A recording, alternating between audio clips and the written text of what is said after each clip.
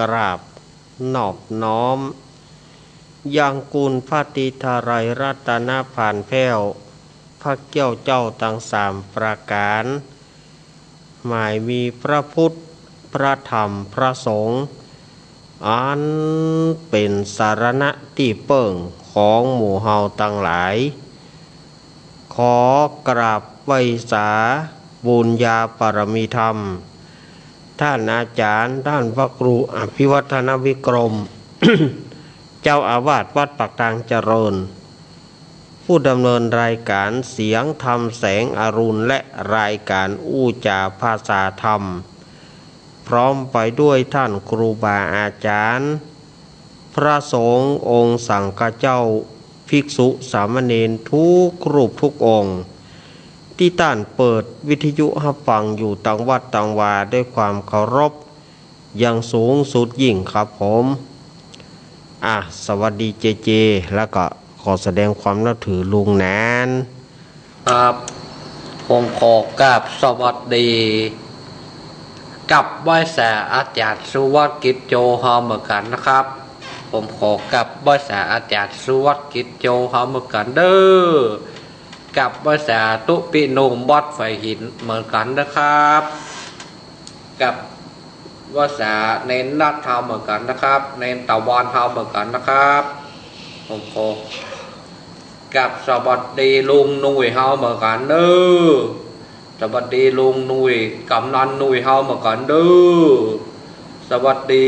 พี่พิษสมัยคนงามบ้านตอนตันนาลีมเฮาเหมือนกันเด้อสวัสดีแม่กัดก้อมเฮาเหมือนกันเด้อแม่บูนกัดก้อมเหมือนกันเด้อแม่แดงเหมือนกันเด้อแม่แดงตะล้อมผมขอกับสวัสดีที่ฟังขึ้น104ในเวียงเนาะขึ้น104วัดฝ่ายหินในเวียงนั่นเนาะครับผมขอกับสวัสดีผู้หมวดเทพรทีมสมุทรเฮาเหมือนกันเด้อสวัสดีผู้หมวดเทพรทีมสมุทรเหมือนกันครับผมขอกับสวัสดีแม่ครูแสงเอ้ยเฮาเหมือนกันเด้อสวัสดีป้าหลวงนั้นคนรูปหล่อเฮาเหมือนกันเด้อสวัสดีครับสวัสดีป้าหลวงนานเหมือนกันครับสวัสดีแต่กี้เพลงป้าหลวงนานม่วนดิแต่ใครเปิดแต่แกเปิดโต๊ะของกับนู่นมันชื่ออะไรอย่างเปิดเพลงอะไรแกป้าหลวงนานคนเปิดมันชื่ออะไรอย่างครับผมขอกราบสวัสดีแม่หลวงนงบ้านต้องท้อเฮาเหมือนกันเด้อสวัสดีเป็นแนนเหมือนกันนะครับเป็นแนนลูกสาวป้าหลวงหนานเนาะสวัสดีเด้อพี่แนนครับผมขอกราบสวัสดีแม่เพจโคสู้ชีวิตเกิดแสนเลยครับผมขอกราบสวัสดีป้าซักเหมือนกันเด้อผมขอกับสวัสดีตุกปีใหม่วัดโมนทาหมู่3เหมือนกันเด้อสวัสดีกับไปได้กับไหว้สาตุกปีใหม่เหมือนกันนะครับกับไหว้สาตุกปีใหม่วัดโมนทาเหมือนกันเด้อกับสวัสดีทุกคนเลยรวมไปทุกบ่ายโมนทานะทุกตนทุกหมู่บ้านหมู่3เลยเด้อที่ฟังเนี่ยเนาะแม่น้อยหมู่3เลยเด้อแม่น้อยหมู่3ว่าโอ้2 ทุ่มแต่ถ้าฟังในล็อกจัดรายการล็อกกับสวัสดีที่ฟังคืนค่อยต้องซักกะดีไปถึงเจียงไฮ้กะดีไปถึงตั้งอื่นกะดีทุกขึ้นแม่แจมกะดีฟางกาดีทุกขึ้นทุกองค์เลยเด้อครับกับสวัสดีครับขอเจริญพรยังคณะศรัทธาญาติโยมศรัทธาสาธุชนคนดีเฮาทุกท่านมาแล้วเน้อมาแล้ว มาปะกันในรายการธรรมะเพื่อชุมชนเป็นประจำกู้วันอังคารตั้งแต่เวลา2 ทุ่มจนไปถึง4 ทุ่มโดยประมาณรายการนี้ก็จัดโดยอาตมาภาพเก้ากับผมสามเณรรักปัญโยนันท์วัดสันเหมืองตำบลหนองล่องอำเภอเวียงหนองล่องจังหวัดลำพูนเป็นผู้ดำเนินรายการออกอากาศลิงก์สัญญาณไปตามสถานีต่างๆบอกว่าจะเป็นสถานีวิทยุคลื่นพระพุทธศาสนาการศึกษาและวัฒนธรรมวัดป่ายหินตำบลสุเทพอำเภอเมืองจังหวัดเชียงใหม่ 104.50 เมกะเฮิรตซ์โดยเมตตาธรรมของท่านอาจารย์ท่านพระครูสมุวิสุวัตวรกิจโจสถานีวิทยุวัดพระบาทอุดมน้ำบ่อสาวาอำเภอฝางจังหวัดเชียงใหม่ 100.25 เมกะเฮิรตซ์โดยเมตตาธรรมของพระเดชพระคุณหลวงป่อสุจิตานุรักษ์ท่านอาจารย์เจริญโชติธรรมโมตุปิโจสถานีวิทยุธรรมะของชุมชนห้วยตองสักเรดิโอตั้งอยู่ที่วัดห้วยตองสักตำบลขวงเปาอำเภอจอมทองจังหวัดเชียงใหม่ 98.75 เมกะเฮิรตซ์โดยเมตตาธรรมของหลวงป่อวาปีวรมานิตท่านอาจารย์ชวริตชยวังโสสถานีวิทยุมนเสียงธรรมตั้งอยู่ที่วัดปุผารามตำบลจ้างเคิงอำเภอแม่แจ่มจังหวัดเชียงใหม่ 106.25 เมกะเฮิรตซ์โดยเมตตาธรรมของหลวงป่อมงคลวิสิทธิ์และกับท่านปรัตอุทัยทั้งสองท่านสถานีวิทยุแม่ขจารโมเดิร์นเรดิโอ 94.50 เมกะเฮิรตซ์ของป้อน้อยสุวรรณแม่อนงพรหมมินทร์สถานีวิทยุบ้านทุ่งเรดิโอ 89.50 เมกะเฮิรตซ์โดยการเอื้อเฟื้อถวายเวลาของป่ออุดมแม่เทียมบอลพุทธวงศ์สถานีวิทยุเวียงป่าเป้าเรดิโอสถานีวิทยุดอยหมอกเรดิโอสถานีวิทยุเมืองพานเรดิโอสถานีวิทยุวัดบุญยวาสจังหวัดลำปางสถานีวิทยุชุมชนคนเมืองลี้ สถานีวิทยุแม่วางเรดิโอสถานีวิทยุบ้านแป้นเรดิโอจังหวัดลำพูนและหลายๆสถานีที่เป็นเปิ้นริงสัญญาณในค่ำคืนนี้ขออนุโมทนาขอบพระคุณทุกสถานีเนาะทุกสถานีเลยขออนุโมทนาเนอะมาปะก่อนวันนี้เป็นวันอังคารที่27 กันยายนพุทธศักราช 2565 เดือนเกียงหรือว่าเดือนไอ้เหนือเดือน11ใต้ออกมานี่2 ค่ำพร่ำว่าเป็นวันอังคารอาตมาภาพก็ได้มาปะกับสถาญาติโยมเมื่อมาปะกันแล้วก็บ่ฮื้อกลาดเกลียวเสียเวลาอาตมาภาพจะได้นำสถาญาติโยมไหว้พระและอาตมาจะเจริญพุทธมนต์สำหรับทุกท่านที่จะเอาน้ำมนต์เนอะทุกท่านที่ท่าเอาน้ำมนต์ก็เกี่ยมไว้เลยเนอะสถาญาติโยมก็พนมมือแล้วก็ไหว้พระพร้อมกันวันนี้เรียนเชิญอาจารย์สมชัยอาจารย์พิมพรแย้มเอี่ยมครูฝึกสอนไม้เท้าศูนย์พัฒนาสมรรถภาพคนตาบอดอำเภอปากเกร็ดจังหวัดนนทบุรีได้มาจุดธูปเทียนบูชาพระรัตนตรัยเนอะ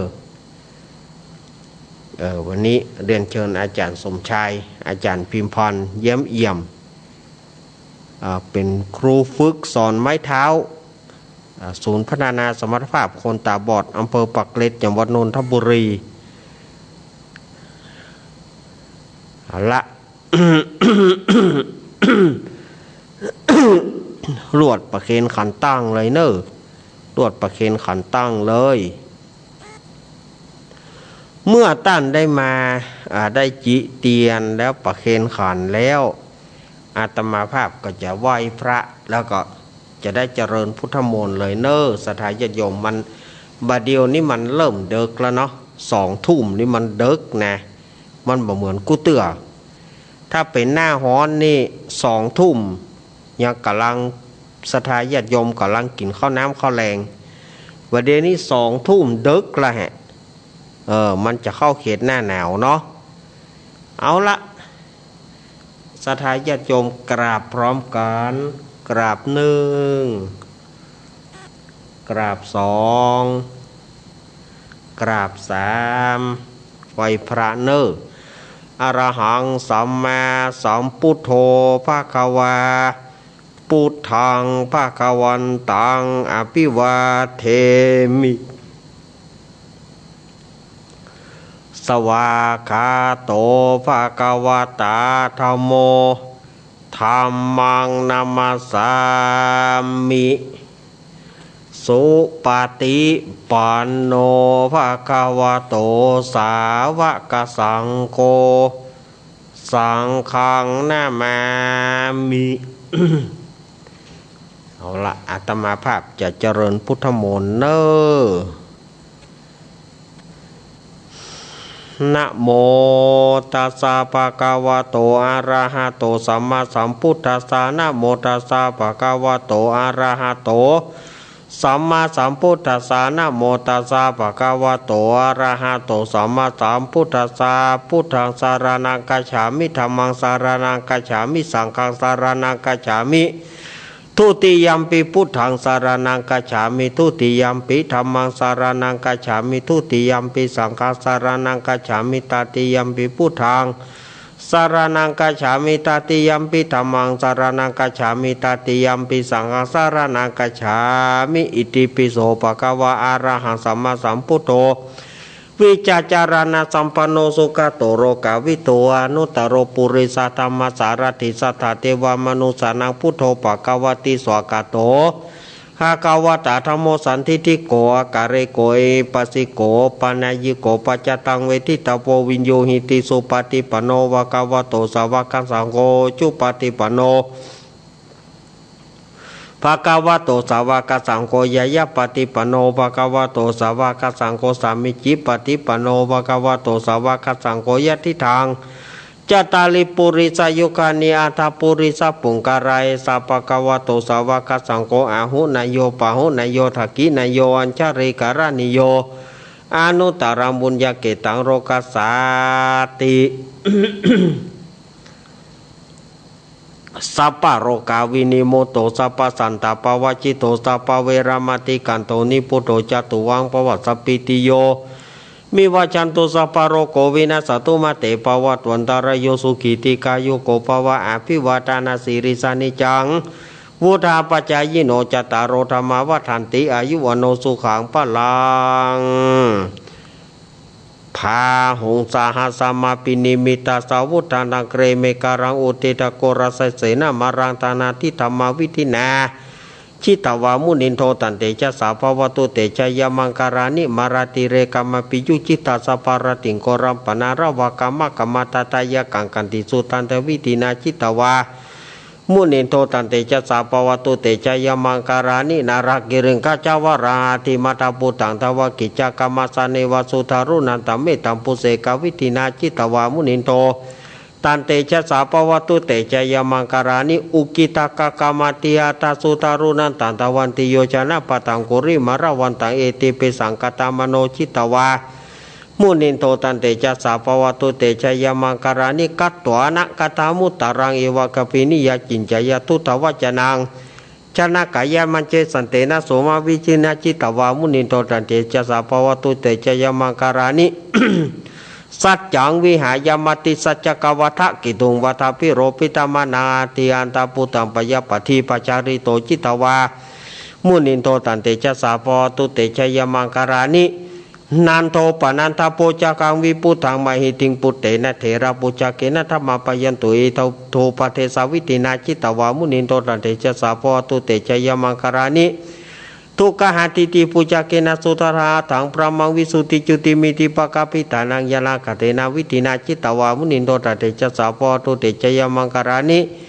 เอตาปิพุทธจยมังคาราตากตโยวจโนตินติเนสารเตมตันติตวนานิกวิวิธานิจุปตวานิโมกังสุขาทิกามายนาโรสาปัญโย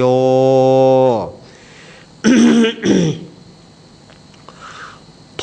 ชังโคสติสังคโตธรรมนังวิจโยตถาวิริยัมปิติปัสสติโพชังกาจตตาราปเรสมตุเปกาโพชังกาสเตเต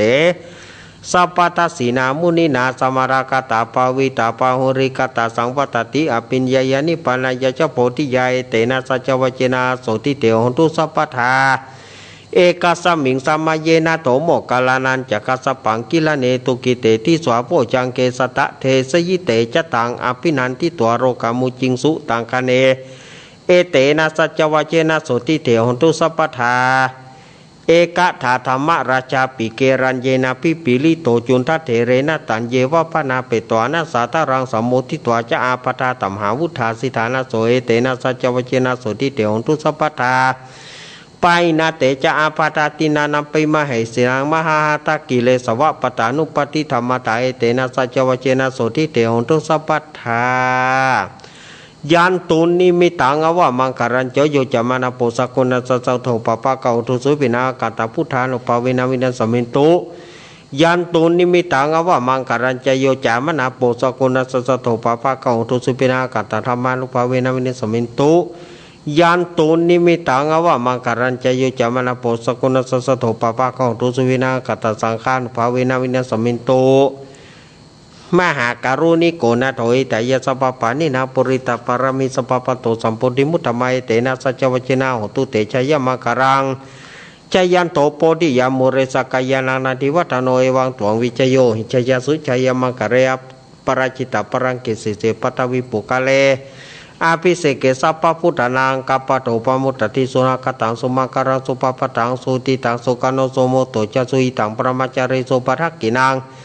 กายกรรมวจากรรมังปัทกินาปัทกินามโนกรรมังปณิติเตปัทกินาปัทกินาเนกตวนาราพันตเตปัทกิเน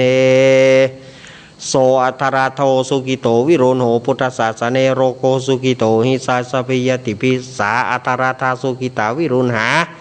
พุทธศาสเนโรกาสุกิตาหิสาสภิยติภิเตอัตราธาสุกิตาวิรุณหาพุทธศาสเนโรกาสุกิตาทัสสาสภิยติภิอิติปิโสวิเศษอิเสเสพุทธนาเมอิมินาพุทธทัสสุอิโสตังพุทธปิติอิปัญจมาเรชิโนนาโทปโตสัมโพธิมุตตมังจตุสัจจังปกัสสิติธรรมจักกังปวัติยิเตนะสัจวเจนะโหตุเมชัยมังคารังนัตถิเมสารนายังพุทโธเมสารนาวรายเตนะสัจวเจนะโหตุเตชัยมังคารังนัตถิเมสารนายังธรรมโมเมสารนาวรายเตนะสัจวเจนะโหตุเตชัยมังคารังนาติเมสารนายังสังโฆเมสารนาวรายเตนะสัจวเจนะโหตุเตชัยมังคารังยังกินจีรัตตานังโลเกวิจติวิวิตาปุโตรัตนาพุทธสมานาติทัสสมาสุติงปวันตุเตยังกินจีรัตตานังโลเกวิจติวิวิตาปุโตรัตนาธรรมสมานาติทัสสมาสุติงปวันตุเตยังกินจีรัตตานังโลเกวิจติวิวิตาปุโตรัตนาสักขสมานาติทัสสมาสุติงปวันตุเตพุทโธมังคลาสัมพุทโธสัมพุทโธติปัตุธรรมพุทธมังคลามังคัมมัสสะปะทุกะปมุจเจเลธรรมมังคลาสัมพุทโธคัมปีโลทุตโสอนุธรรมมังคลามังคัมมัสสะปะพยาปมุจเจเลสังโฆมังคลาสัมพุทโธวราทกินโยอนุตตโรสังฆมังคลามังคัมมัสสะปะโรกาปมุจเจเรโอมติปะสหมังสะดำเทียนก้าวัดวาลุกเป็นเปียวไฟสลีกันใจกูเทียนนี้ปราบเมืองผีมากูดาวบ่หุกี้เจนเต้าปราบกินมา101ภาษากูก็ปราบได้ใต้ปืนฟ้าเหนือหน้าแผ่นดินเกาลิ้นกูก็เป็นน้ำเกากลางกูก็เป็นแม่น้ำใหญ่กูจักออกไปท่วมหัวผีตาย ปายลุยลิ้นกูเป็นดาบเทียนก้าใต้ปืนฟ้ากูบอกกลัวสังอมสัพปะโตมังสวหาย โอมเป็ดจะรำแผ่นดินดำไว้ว่าวัดสายตาผีขาดกับหนีละคนดีกูเอาไว้นี่อย่าได้เอาไปโดยหมู่สู่ต้านตั้งผีแมนและผีเข็นตั้งผียักษ์ผีเย็นอย่ามาใกล้ผียักษ์ร้ายจงหนีไปปานผีกุมพานและผีให้อันเดียวต้องพายจงรีบหนีไปโอมสัพปะโตมังสวหาย สาธุสาธุพระปัญญาปารมี30ทัศสาธุสาธุพระปัญญา ปารมีวัดแวดล้อมวิริยะปารมีอ้อมระวังดีศีลปารมีบังหอกดาบเมตตาปารมีป่าแปะตังปืนตาหน้าปารมีคือเป็นปืนตั้งต่ออุเบกขาปารมีก่อเป็นเบียงสัจจะปารมีแวดระวังดีเป็นไม้ใต้กันตีปารมีกลายเป็นหอกดาบปังนาไม้และปืนไฟอธิฐานะปารมีพันดับไปทุกแห่งแข่งแรงปราบฝูงหมู่มารปีศาจไปเป็ดทุกทวีปติปังไปนี้แม่ธรณีอัศจรรย์โซเสมือนผันอยู่ข้างน้ำหน้าตีนองกวางต่อกวางแตกตีฟองนานองนานอกไก่เป็นข้าวตอกดอกไม้ถวายปูจาพระเกียวเก่นไทยสตานข้าพุทธังเลยจงมาผายบทอนุญาตโตดโปรดปูก้าแต่ดีหลีเมธรณีออกมารีบผมอยู่ข้างใต้จังให้ขายสจังงาซับดินพ่นน้ำนั่นตีลงผ่านผายคอไปหักตบเต่าพญามันเอาดังปุนกัวยกมือขึ้นทุนหัวใส่ก้าวผู้ข้านี้ชื่อว่าลูกศิษย์พระพุทธเจ้าตนมีบุญสมปานั้นมากนักพระพุทธเจ้าจึงจะตั้งปัญญาปรมีไว้เก้าชั้นตั้งไว้ตั้งหน้าก็ได้เก้าชั้นตั้งไว้ตั้งหลังก็ได้เก้าชั้นตั้งแต่หัวเพียตีนก็ได้เก้าชั้นตั้งแต่ตีนเพียงหัวก็ได้เก้าชั้นแสนวาแม้นว่าลูกปืนมันจะมาเสมือนโฟนแสนหาก็บ่อาจจักแปลกายได้ข้าพเจ้าเลยได้ปากันว่าโอมพุทธกุณังโอมธรรมกุณังโอมสังฆกุณังโอมพุทธอินตาโอมธรรมอินตาโอมสังฆอินตาอัสสามแม่ธรณีผู้อยู่เหนือน้ำผู้อยู่กำแผ่นดินการข้าใดระลึกกึศถึงคุณพระปิตาคุณพระมารดาคุณครูบาอาจารย์คุณเทวบุตรเทวดาและคุณเกี้ยวเจ้าทั้ง3ประการคุณพระพุทธคุณพระธรรมคุณพระสงฆ์คุณแดดคุณฝนคุณน้ำคุณลมคุณดินคุณไฟคุณกุศลเจ้าก็ดีคุณพระตนภาวนาก็ดี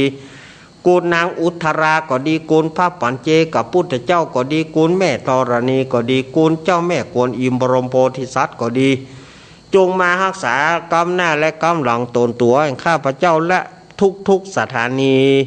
ทุกท่านทุกคนที่ท่านห้าฟังรายการวิทยุนี้นะจุงจักมีเตียงแต่ดีลีจิมแดเตอโอมพุทโธพุทธังรักษาโอมธัมโมธัมมังรักษาโอมสังโฆสังฆังรักษาโอมพุทโธพุทธังอรหังโอมธัมโมธัมมังอรหังโอมสังโฆสังฆังอรหังโอมพุทโธพุทธังกันหะโอมธัมโมธัมมังกันหะโอมสังโฆสังฆังกันหะอายุวโนสุขังพะลังอิมัสมิงโมคลจักรวาลทั้ง8ที่ปัสสิทธิจงมาเป็นกำแพงแก้วทั้ง7ย่านมาป้องกันหอมเรารอบกับตัวอนันตาราชเสมานาเกเตสัมมันตสัตตโยจนะสัสตสหัสนิพุทธชาระ พุทธชาระปริเกเตระกันตุสุรกันตุธรรมชาระปริเกเตระกันตุสุรกันตุปัญเจกพุทธชาระปริเกเตระกันตุสุรกันตุสังฆชาระปริเกเตระกันตุสุรกันตุต่อไปเป็นคาถาต่ออายุเนอสตายยมอาทิอุณหาสาวิจโยธรรมโมโลเกอนุตโรสปัสสตาหิตาตายะต่างกันหาหิเตวะเตปริวะเจราชตันเตอามานุเสปวะเกปยะเกนาเกวิเสปุเตอากาลามารเนนะจัสสะปัสสะมามารานัมบุตโตทัพเปตวการามริตังเตเสวะตัสเสวะอนุภาเวนะโหนตุเทโวสุกิสัทธาสุทัสสีลังสมาตายะธรรมังสุจารีทังจาเรตาเสวะอนุภาเวนะโหนตุเทโวสุกิสัทธาลิกิตังกินจิตังปูชังธารนังวัจจานังกรงปริสังเทสนังสุตวตัสสายุปวัตติสักกัตวพุทธารัตานังโอสถาองตามังวรายิตังเทวามนุสานาบุระเตเจนะสุตินานาสันตุปตาวาสเพตุกาอุปสมินตุเตสักกัตวธรรมารัตานังโอสถาองตามังวรังปริราหุปสมานามาเตเจนะสุตินานาสันตุปตาวาสเพปายาอุปสมินตุเตสักกัตวสังฆารัตานังโอสถังตามาวรังอาหุนายังปะหุนายังสังฆเตเจนะโสตินานาสันตุปตาวาสเปโรกาอุปสมินตุเต อินทชาตาเทวชาตาพรหมชาตามหาพรหมชาตาอิสีชาตามหาอิสีชาตามุนีชาตามหามุนีชาตาปุริสชาตามหาปุริสชาตาจักรวติชาตามหาจักรวติชาตาพุทธชาตาเปจิกาพุทธชาตาอรหันตชาตาสัพพสิทธิวิชาตารนังชาตาสัพพโรกัจจาริยานังชาตาสัพพโรกัทิปติยานังชาตาเอเตนะสัจวเจนะตุยหังสุอธิหงตุตุยหังสวหายะโอมนะโมพุทธัสสะโอมนะโมธรรมัสสะโอมนะโมสังคัสสะสายะที่ทางหูรูสหายะ เอาวันนี้เอารอบเดียวก็พอเนาะสถาญาติโยมเนาะพุทธกาโมระเพปุตังธนกาโมระเพทนังอธิกายเยกายะยายะเทวนังปิยตังสุตวาอิติปิโสภะกวายะมราชาโนท้าวเวสสุวรรณโนมรณังสุขังอรหังสุกโตนะโมพุทธายะชายาสานากาตาพุทธาเจตัวมารังสาวหานังจตุสัจจังสัพพังราสังเยปิวิงสุนราสปตันหาการตโยพุทธาตาวิสัตตินายกา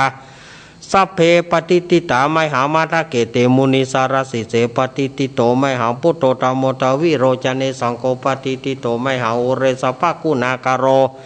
หาทายเยเมอนุรุโธสาริบุโตจัตกิเนกนดันโยปิติปกัสมิงโบการโนจวามเกตกิเนสาวเนไมหาสุอนาตาระหุโรกัสโปจามหานาโมภาสุงวามโสทะเกเกสันเตปิติปกัสมิงสุริโยวะปะพังกโรนิสิโนสิริสัมปันโนโสปิโตมุนิปุงกาโว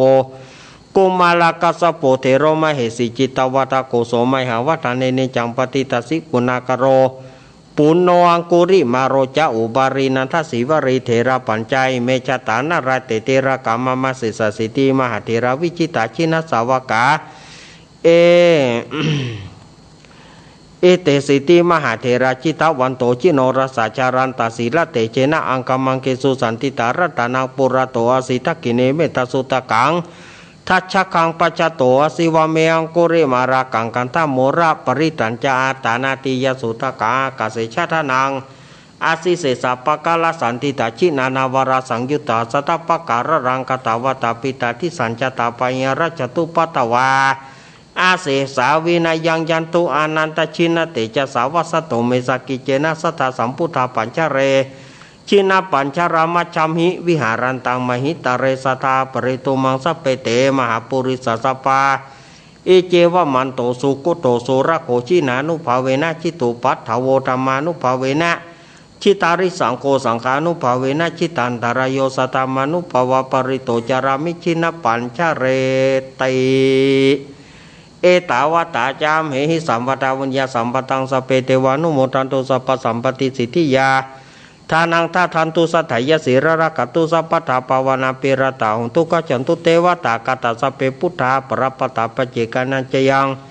หารังอรหันตานาจเตเจนาระขังวันตามิสัพพโสภวตุสัพพมังการารักันตุสัพพเทวตาสัพพพุทธานุภาเวนะสัทธาโสถิงภวันตุเตภวตุสัพพมังการารักันตุสัพพเทวตาสัพพธรรมานุภาเวนะสัทธาโสถิงภวันตุเตภวตุสัพพมังการารักันตุสัพพเทวตาสัพพสังฆานุภาเวนะสัทธาโสถิงภวันตุเตนะกตายกาพุทธานังปปากานิวรณปริตสานุภาเวนะหันตัวเตสาอุปตเวนาคตายกาปุตตานังปปะกะหานิวรณปริตสานุภาเวนะหันตัวเตสังปตเวนาคตายกาปุตตานังปปะกะหานิวรณปริตสานุภาเวนะหันตัวเตสังอุปตเวอโรกายปรมาราภาสันทุติปารมังตานังวิสาสะปารมายตินิปานังปารมังสุขังสาธุเอาละสถาญาติโยมตั้งหลายก็ได้จบไปอย่างหนึ่งเนาะเอาเป็นช่วงเอาขอแห้งละอ่อนนุ่มเนอะยกมายกขัวจะตานี่ออกกามยกไม้กามไม้ขัวนี่ออกกาม ขอแห้งมูนูมูกำเนอมายกเอาครัวสืบชะตานี้ออกไปกำเพราะว่าศรัทธาญาติโยมจะได้มามัดมือกับครูบาอาจารย์นี่ครูบาอาจารย์หลายรูปหลายองค์เปิ้นก็มาที่นี่ละศรัทธาญาติโยมก็ขยับขยายก็เข้ามามัดมือมาถึงเนนตัวเนนก็มัดมือเขาเปิ้นศรัทธาญาติโยมที่เข้ามาก็ทยอยก็เข้ามามัดมือโยมจักไฟเลยนั่นแน่โยมที่มาจากภาคกลางก็ตืดเลยนะหูดเลยนะหูดไฟออกเลยนะหูดไฟออกนะมาเรียบร้อยก็มัดมือเนอพุทโธมังกาลสัมพุทโธทิปัทุตโมพุทธมังกาลมหากามาสัพพทุกขาปมุญเจเลธัมโมมังกาลสัมพุทโธกัมพิโลทุทัสโสอนุธัมมะมังกาลมหากามาสัพพพญาปมุญเจเลสังโฆมังกาลสัมพุทโธวราทกินโยอนุตตโรสังฆมังการามากามาสัพพโรกาปมุญเจเลสัพเพพุทธาปรปตาปัจเจกานันจะยังปรังอรหันตานาจเตเจนาระกังวันตามิสัพพโสสัพเพธรรมา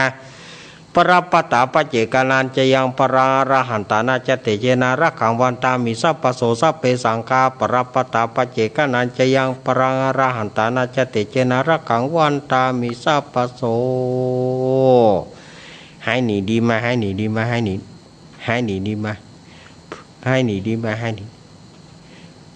เอาศรัทธาญาติโยมมัดมือเป็นที่เรียบร้อยต่อไปก็วินันทาไล่พรมน้ำมนต์เลยเด้อวินันทาไล่พรมน้ำมนต์เลย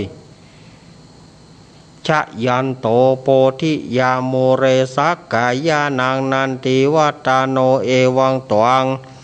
วิชัยโยหิชัยยาสุชัยยามังกะเรอปราชิตาปรังเกสิเสปัทาวิปุงกาเลอาภิเสเกสัพพพุทธานังกัปปโตปมุตตติสุนักตังสุมังกรังสุปปาตัง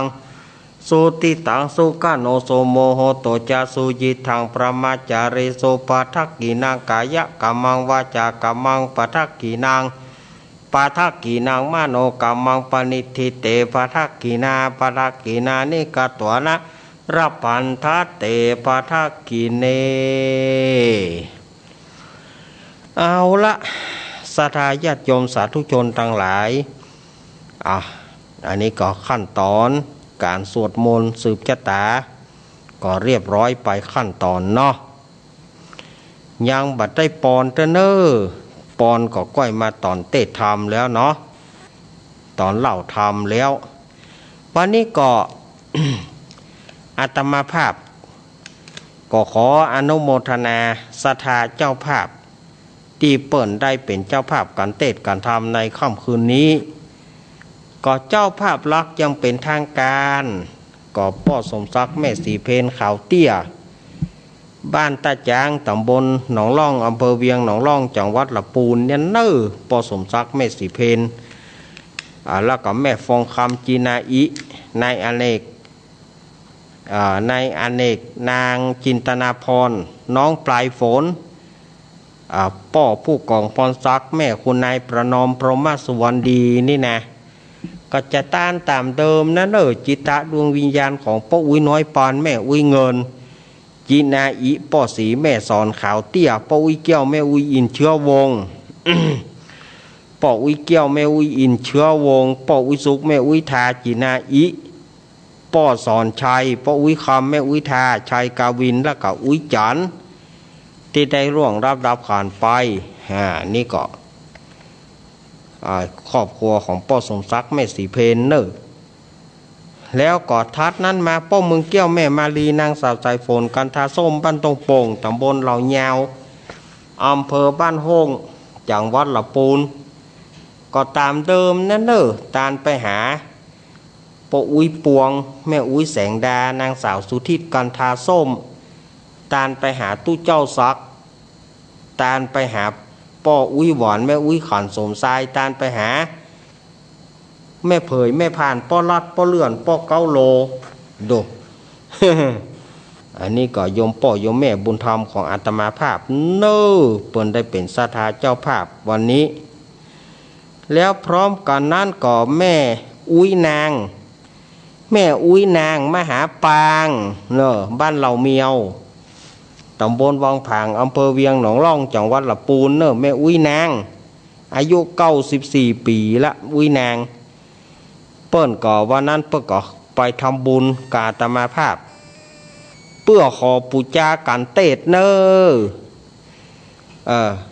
ตลอดพรรษานี้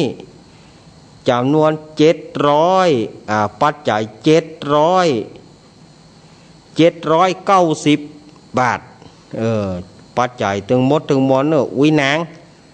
ปัจจัยถึงหมดถึงมวล790 บาทอันนี้ก็อนุโมทนาแม่อุ้ยนางมหาปางตาลหาญาติตั้งหลาย12ดอกตาลหาญาติตั้งหลายถึง12ท่าน12คนเนอะอนุโมทนาญาติขอให้ญาติตั้งหลายได้รับผลบุญกุศลของแม่อุ้ยนางมหาปางเนอะแล้วก็ศรัทธาญาติโยมที่ปะกันวัดปากทางเจริญในวันนั้นหลายท่านหลายท่านก็มาร่วมทำบุญ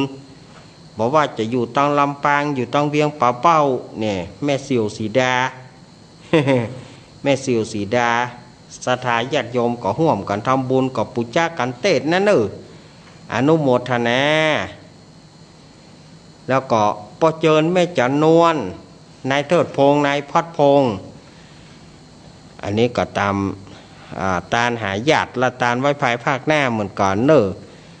แม่จันทานันที่สิงห์แม่จันทาสีลำปางแม่สุกเกี้ยวสอนศรีนุสรนี่ก็จะตามเดิมนะเนอะหาญาติพี่น้องอาตมาภาพก็ขอขอบคุณศรัทธาญาติโยมที่ร่วมเป็นการเทศน์เนาะวันนี้อาตมาภาพจะได้นำเอาน้อมนำพระธรรมเทศนาแบบพื้นเมืองในเรื่องกำพร้างัวเขาตองมาเล่ามาเทศน์มาเล่าให้ศรัทธาญาติโยมได้ฟังกันก่อนที่อาตมาภาพจะได้เล่าทำต่อไปนั้นก็จะย้อนยุคไปก่อนย้อนไปเมื่อในวันอังคารที่แล้วเมื่อวันอังคารที่แล้วนั้นก็ต่อจากพ่อกา2 คนพ่อกาคนหนึ่งก็ไปหันใส่ถาดเปิ้นแล้วก็บอกว่าโอ้ถาดอันนี้บ่มีก้าถาดอันนี้เปิ้นเอาใส่เข้าให้หมากินบ่มีก้าคิดว่ากระเดียวก้อยแหวงมาจะเอาของเปิ้นฟรีแต่พ่อกาโพธิสัตว์มาหันเข้าใส่ก็โอ้อันนี้ถาดมันเป็นถาดมีก้ารู้นี่มันเป็นถาดทองคำนี้ถาดลายคำก็เลยแลกขึ้นละอ่อนศรัทธาญาติโยมทำให้พ่อกาเตวตัดบ่พอใจกำฝุ่นขอให้ฝุ่นทุกเม็ดจะขอจองเวรจองกรรมเนี่ยวันนั้นอาตมาเล่ามานะขอจองเวรจองกรรมแล้วก็ยำบะเตื้อสั่งให้เปิ้นไปแปลงหลองเข้าศรัทธาญาติโยมให้เปิ้นไปแปลงหลองเข้า4 หลังโดก็พระอินทร์ก็ช่วยให้หลองเข้าจนสำเร็จ4 หลังวันหน้าจะมาเล่ามาถึงนี่นะวันนี้ก็จะมาเล่าต่อแล้วเนอะศรัทธาญาติโยมก็ ขอให้ตั้งจิตตั้งใจฟังธรรมกันตั้งแต่บัดนี้ไปต้นไปนะโมตัสสะภะคะวะโตอะระหะโตสัมมาสัมพุทธัสสะสาธโวฟังราโสตุจนาสัพปุริสะทั้งหลาย ต่างยิงใจม้วนหมู่อ่านมานั่งอยู่หลายหลามฮับศีลงาม85เปื้ออยู่ท่าฟังธรรมจุงดาจำฟังที่เอาเป็นที่สอนใจเพื่อฟังรำดับไปแต่เก้าถาราบต่อเต้าสุดไปด้วยปริยายหลายและบ่มีเว้นแว่บทใดและนาทิคาการะบัดนี้หมายมีศรัทธาตั้งหลายอันเป็นเจ้าภาพจุผู้จุคนก็ได้ปากันสะโรงโคงควายพร้อมนำมายังวัตถุบุพาราชาดวงดอกตังเข้าตอกดอกไม้และลำเตียนพร้อมกับตังจตุปัจจัยไตยธรรมมวลฝูงนี้เพื่อจะมาปูจาพระธรรมเทศนาเรื่องโกนะโลหะกำผ้างัวเขาตองบัดนี้นะก็มาถึงการะอันผูกที่10อันนะใกล้จักจบนักแก่เนื้อศรัทธาตั้งหลายเหยร่างพ่องก็จักอุทิศนาบุญส่วนกุศลไว้ภายภาคหน้าร่างพ่องก็จะตานไปหาญาติกาญาติมิตรพี่น้องมีต้นว่าปิตามารดาพ่อแม่ต้องเท่าแก่สัมปันทวงศาญาติกาญาติมิตรพี่น้องอันได้ร่วงรับดับขันลางพ่องก็จักตานไว้กับตนกับตัวร่างป้องจักตานไปหาผีตายเก่าเน่าเมินขอพระนาบุญส่วนกุศลมวลฝูงนี้ขอให้ท่านเจ้าต่างหลายได้รับของกินของทานได้กินได้บริโภคแล้วก็ขอเอาจิตวิญญาณเอาตนเอาตัวขึ้นสู่สวงสวรรค์จันทร์ฟ้าบุญสมปานท่านแก่กาได้ถึงอมตะมหานิลาปานแหลนนา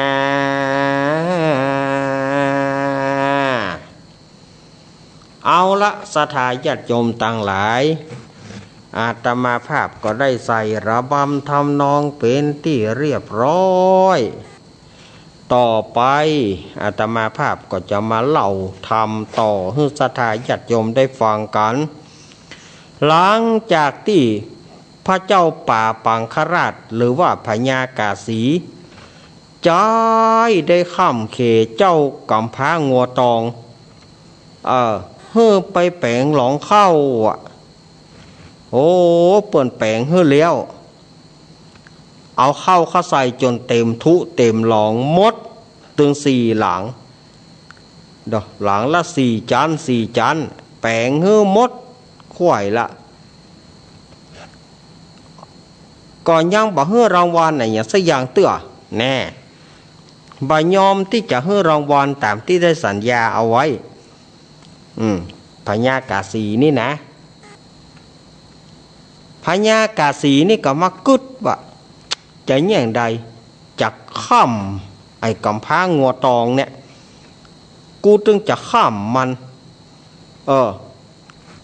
ข้ามไปจนกว่ามันตายแม้นว่ามันตายกูก็จะเอายาจุบชีวิตถึงมันฟื้นแล้วกูจะข้ามมัน500 จาดโอ้อย่างอ่านล่ำเหลือบัดใจบ้านใจเมืองล่ะกะเจ้าพญากาสี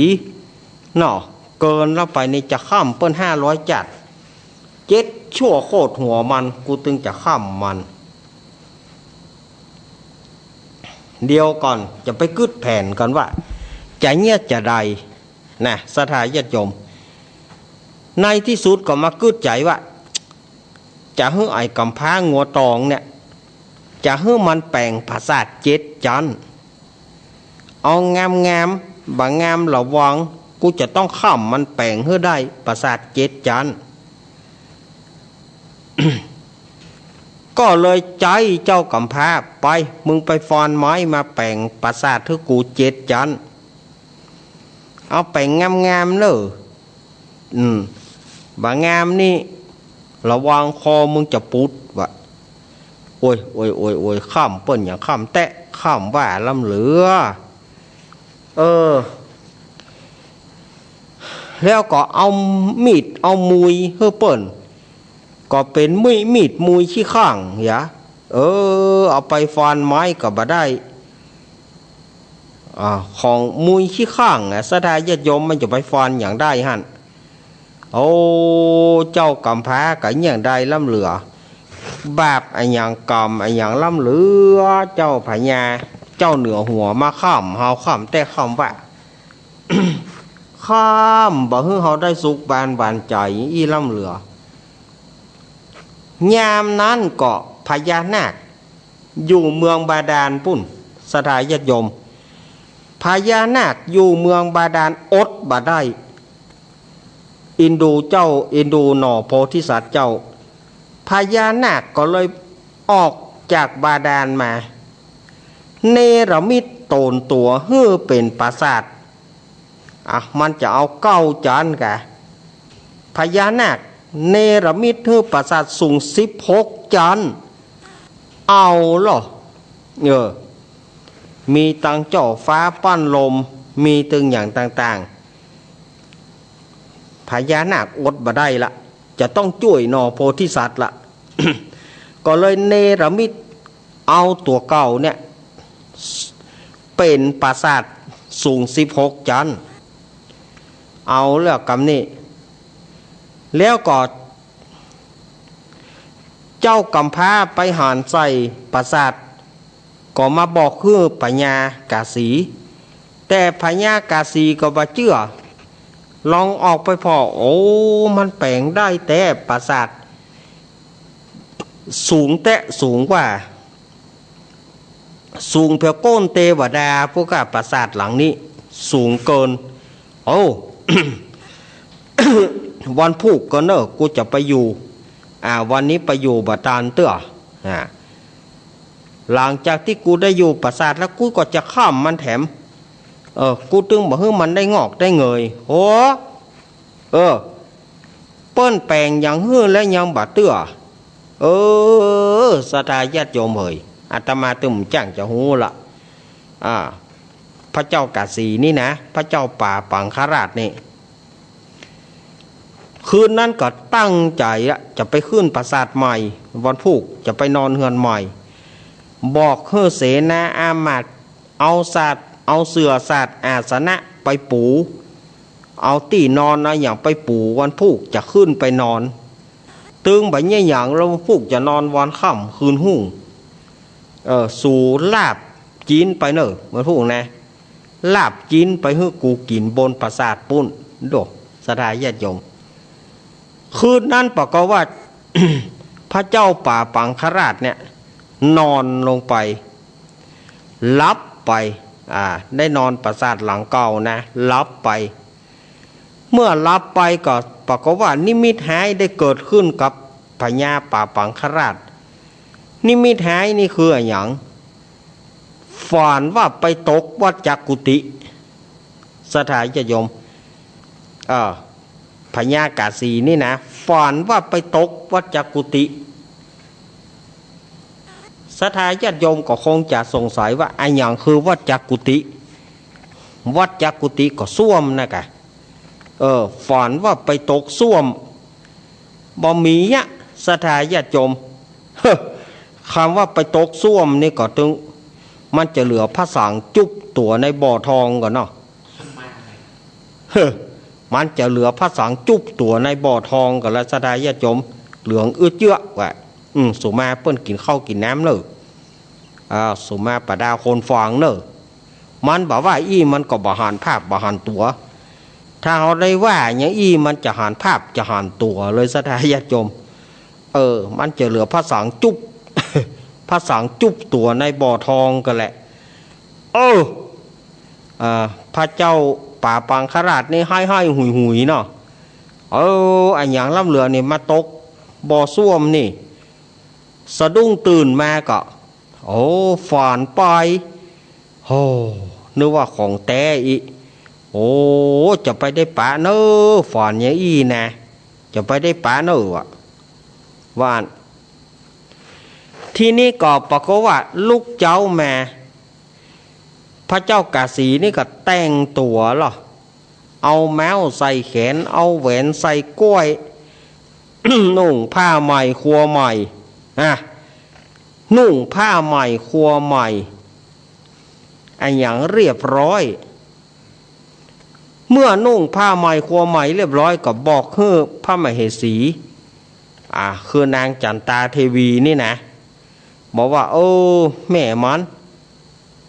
สู่บ่ต้องขึ้นไปตัวข้าเนอะข้าจะไปนอนปราสาท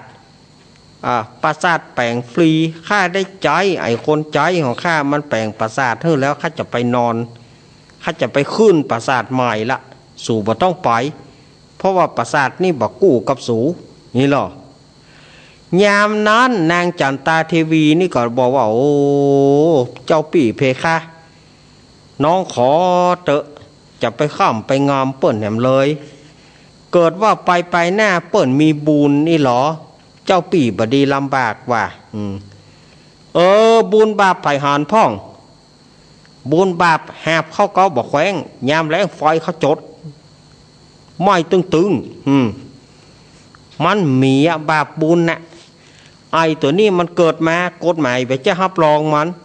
มันไปใจมีมันไปใจมีอันอย่างติดตัวข้ามมันอย่าได้ก็ได้กะมอกมาตวงข้ามมันเหรอมันบัดเปรียบกับแหมหรอกชีวิตของมันนะเต้ากับแหมเลี้ยงของเฮาสัตว์เลี้ยงของเฮานั่นแหละจะไปญาณเจ้าปี่เฮยน้องว่าอยู่ด้วยกันนี่ไปเตอะบัดถ้าไปนอนปราสาทใหม่อยู่ด้วยกันเนี่ยมีอย่างก็ก้อยกินปิ้งป่าจีก็กินไปอันเนี้ยแปลงปราสาทเจ้าปี่ข้ามเปิ่นนะระวังนะบาปกรรมนะยังสู่จะได้กินยังนี่หรอบัดถ้ามาปากข้าจะข้ามมันชีวิตมันเปรียบเหมือนสัตว์เลี้ยงในบ้านชีวิตมันหมอกมาตวงกูจะข้ามมันถึงที่สุด 7 ชั่วโคตรกูจะข้ามมันว่าข้ามเปิ้นเตอะกะเดียวก็หูสึกกะเดียวก็หูสึกมันถ้าอู้กันแหวตึงจะไปอยู่อย่างใดตึงจะไปอยู่บัดถ้ามาปากนางจันตาเทวีเปิ้นก็เลยบาปากละก็เลยสูดเถียหันพญากาสีก็แต่งเนื้อแต่งตัวหรอแต่งเนื้อแต่งตัวก็เอานางสนมเอกบ่เอาละเนี่ยเท่านี่นะล่ะแต่งว่านางเทวีนะเนี่ยเท่านี่มันปากบดีกูจะเอาสาวน้อยขึ้นไปนอนปราสาทดีกว่าโหมันเจ้เรื่องเลย หมู่สาวน้อยก็บ่ไปเมื่อหมู่นางสนมกำนันบ่ไปก็ทำให้พระเจ้าป่าปังคราชเนี่ยโคตรสร้างตัดหัวนางสนมกำนันมดลึงแล้วก็เมื่อกูบ่ไปเมื่อเขาบ่ไปกูขึ้นไปคนเดียวก็ได้ขึ้นไปนอนในปราสาทถ้า16 จันกันสบายกินลาบโตยกินเหล้าโตยแน่ในภาษาธรรมเพราะว่าน้ำจันในภาษาธรรมเพราะว่าน้ำจันถ้าบ้านเฮาก็ฮ้องว่าเหล้านั่นนะเสวยเหล้าแล้วเสวยกินลาบโตยเรียบร้อยแล้วนอนตีพุงหรอพญานาคก็บอกว่าพอมันนอนตีพุงอยู่ฮะพอมันตบขี้ปู่มันโบอัน เมื่อคืนเมื่อไก่บอกหมอกของมัน พญานาคว่าเมื่อคืนไว้บอกหมอกของมันก็ศรัทธาญาติโยมพอถึงเมื่อคืนมาก็ปรากฏว่าพญากาสีรับไปด้วยความเมาเนาะยุบเหล้ายุบเหล้ารับไปพญานาคได้โอกาสก็เลยงวักเงกตัวนะปดท่ออันยังเนี่ยพระเจ้าป่าปังคราชสะดุ้งโอ้โหอันยังเนี่ยประสาทยังไหวย่องย่างไอ้เนี่ยโอ้ประสาทนี่ยังไหวเนี่ยไอ้นี่แปลงบดีเลยเนี่ยขอมันพูดกูลงไปได้เนอะกูจะใจมันแปลงใหม่นี่ปรากฏว่าพญานาคก็เอี้ยวตัวไปเอี้ยวตัวมาเฮือประสาทเนี่ยมันไหวไปไหวมาเมื่อไหวได้ตีระบอบก็เวียงตัวสุดแหงพญานาคได้เวียงตัวสุดแหงปรากฏว่าพระเจ้าป่าปังคราชเนี่ยตกจากปราสาทสถาญาติโยมเมื่อตกจากปราสาทบอบถึงดินแผ่นดินบ่อาจที่จะฮับคนชั่วอย่างพระเจ้าป่าปังคราชได้ก็เลยตกไปวิวปุ่นตกแห่งกะหูคิงแห่งกำปุ่นนรกอเวจีสถาญาติโยมไปตกนรกอเวจีมหานรกธรรมโมสังโฆกรรมนั้นไปไหม้ในนรกแห่ม500 จาดสถาญาติโยมกรรมนั้นโธส่วนว่าเสนาอามาตย์ประชาราษฎร์คนตั้งหลายกับโอ้หันปราสาทใหม่ล่มเอาเลี้ยวปราสาทใหม่ล่มแล้วบ่กำนั้นก็แตกตื่นโกลาหลโอลมานกันแล้วกับปราสาทล่มนี่โอ้ตายแล้วเจ้าเหนือหัวตายคำตีก่ะเซาะพอซากศพของเจ้าเหนือหัวเขาบ่ปะก็ไปหันใส่แผ่นดินแตกก็หูแล้วว่าพระเจ้าป่าปังคราชตกในมรณหกสถาญาติโยมปิดตำนาน ปิดตำนานคนชั่วอย่างพระเจ้าป่าปังคราชเถกรรมมาถึงตัดนี่สถาญาติโยมมาถึงตัดนี่ทำมันก็จบสื่อนี่ปอดีเรือแถม4 ผูกก่อนเนอะสถาญาติโยมเนอะเรือแถม4 ผูกก่อนอดเอาการหน้ายังได้ปะกันอยู่ลูก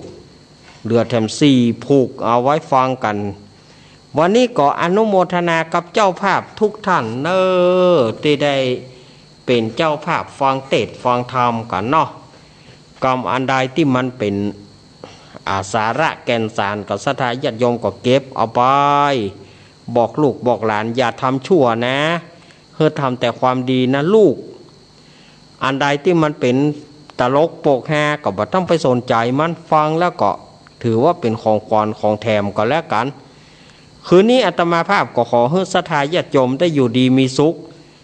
รับดีฝันดีฟังธรรมแล้วก็ขอให้มีจิตใจสว่างตึงตาสว่างตึงใจเนาะค่ำคืนนี้ก็ขอศรัทธาญาติโยมเฮาอยู่ดีมีสุขเนอะนิติตังขีญาสังวนานาวิเศษจาห้องเหตุธรรมโกนะโลหะกำพร้างัวเขาตองผูกที่10ก็บังโกมสมเรศสาเดชสาธุสาธุสาธุอ้าวทำจบแล้วต่อไปก็เป็นการประเคนมาเจ้าภาพมาเลย แม่สุเกียวสอนศรีนุสร กัจจตานหาลูกหาเต้าเปิ้น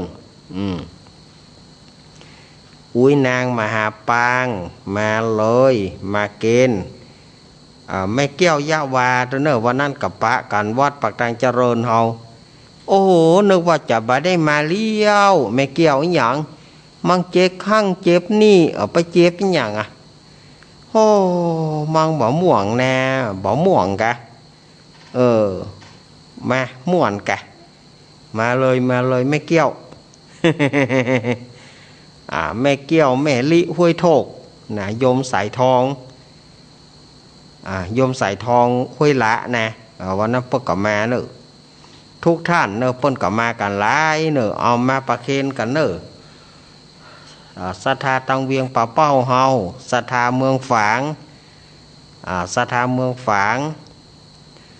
ศรัทธาบ้านเฮาเจ้าภาพโดยพ่อสมศักดิ์แม่สีเพนแม่ฟองคำมาเลย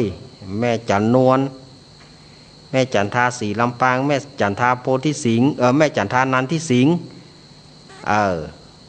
แม่คำปานจอมทานมาประเคนตมดปี้จันทรป่ามี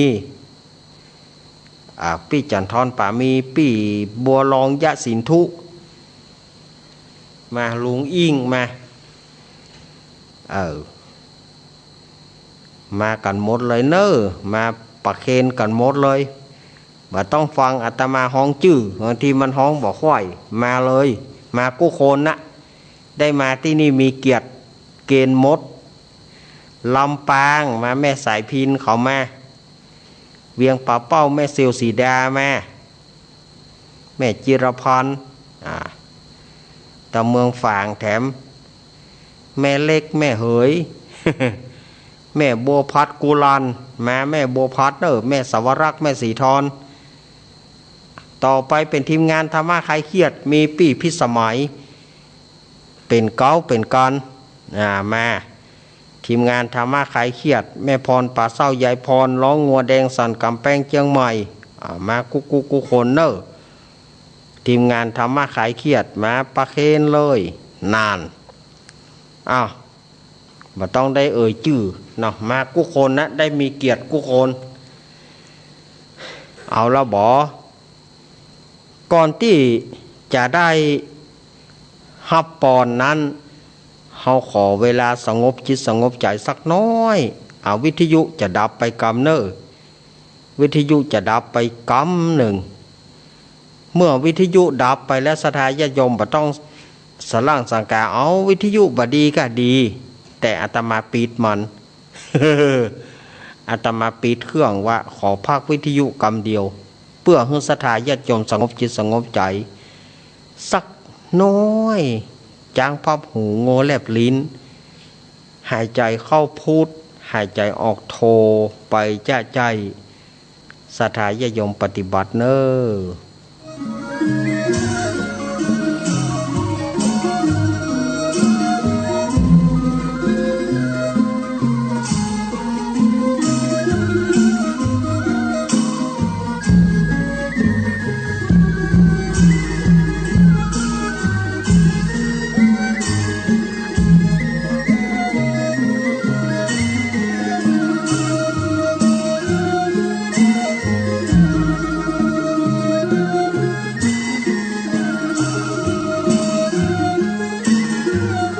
เอาละ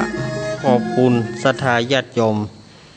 เนาะได้อุทิศบุญกุศลไปตัวในวันนี้ เอาละศรัทธาญาติโยมฮับปอนด้วยกันก่อนเนอฮับปอนจากครูบาอาจารย์ยะถาวาริวหาปุราปริปุเรนติสาครังเอวะเมวะอิโตทินังเปตานังอุปคปติอิจิตังปฏิตังตุมหังคิปะเมวะสมิสตุ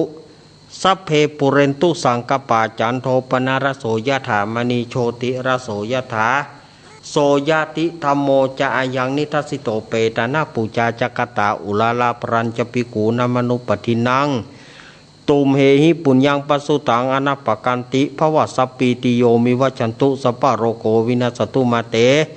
ภวัตวันตารายโยสุขีติกายุโกภวะอภิวาทนาสิริสานิจังวุธาปจายโนจตารโรธรรมาวัฏันติอายุวโนสุขังปะลังสาธุตะกี้ก็ลืมชื่อแม่ของอาตมาแม่บางป่านโยนานแม่บุญป่านอุบคำแม่คำอุบคำนะป่อเมืองเกี้ยวแม่มาลีเปิ้นเป็นเจ้าภาพอยู่ละป่อหลวงทาป่านโยนานอันนี้เป็น อาของอาตมาภาพเปิ่นก็ว่าเอาชื่ออีป่อออกเตอเนอร์อีป่อฟังอยู่ปอหลวงทาปัญโยนันเนาะแล้วก็ทุกท่านเด้อแม่จันเรือนใสแม่เดินเพลงทิมวางสุมาเตอะบ่ได้ชื่อเนี่ยมันจังเก็บตกอย่างเงี้ยนะถือว่าได้ประเคนหมดอ่ะเนอะสุมาครูบาอาจารย์เนาะวันตามีพุทธังสัพพังเมโตสังกามาทะเมปันเตวันตามิธัมมังสัพพังเมโตสังฆามาทะเมพันเตวันตามิสังฆังสัพพังเมโตสังฆามาทะเมพันเตวันตามิกุโรปัจจยาจาริเยสัพพังเมโตสังฆามันทะเมหันเตวันตามิกัมมะทานังสัพพังเมโตสังกามาทะเมพันเตวันตามิอารัมเมปัฏฐสีมายังสัพพังเมโตสังคามาทะเมพันเตวันตามิเจติยังสัพพังสัพพัทธาเน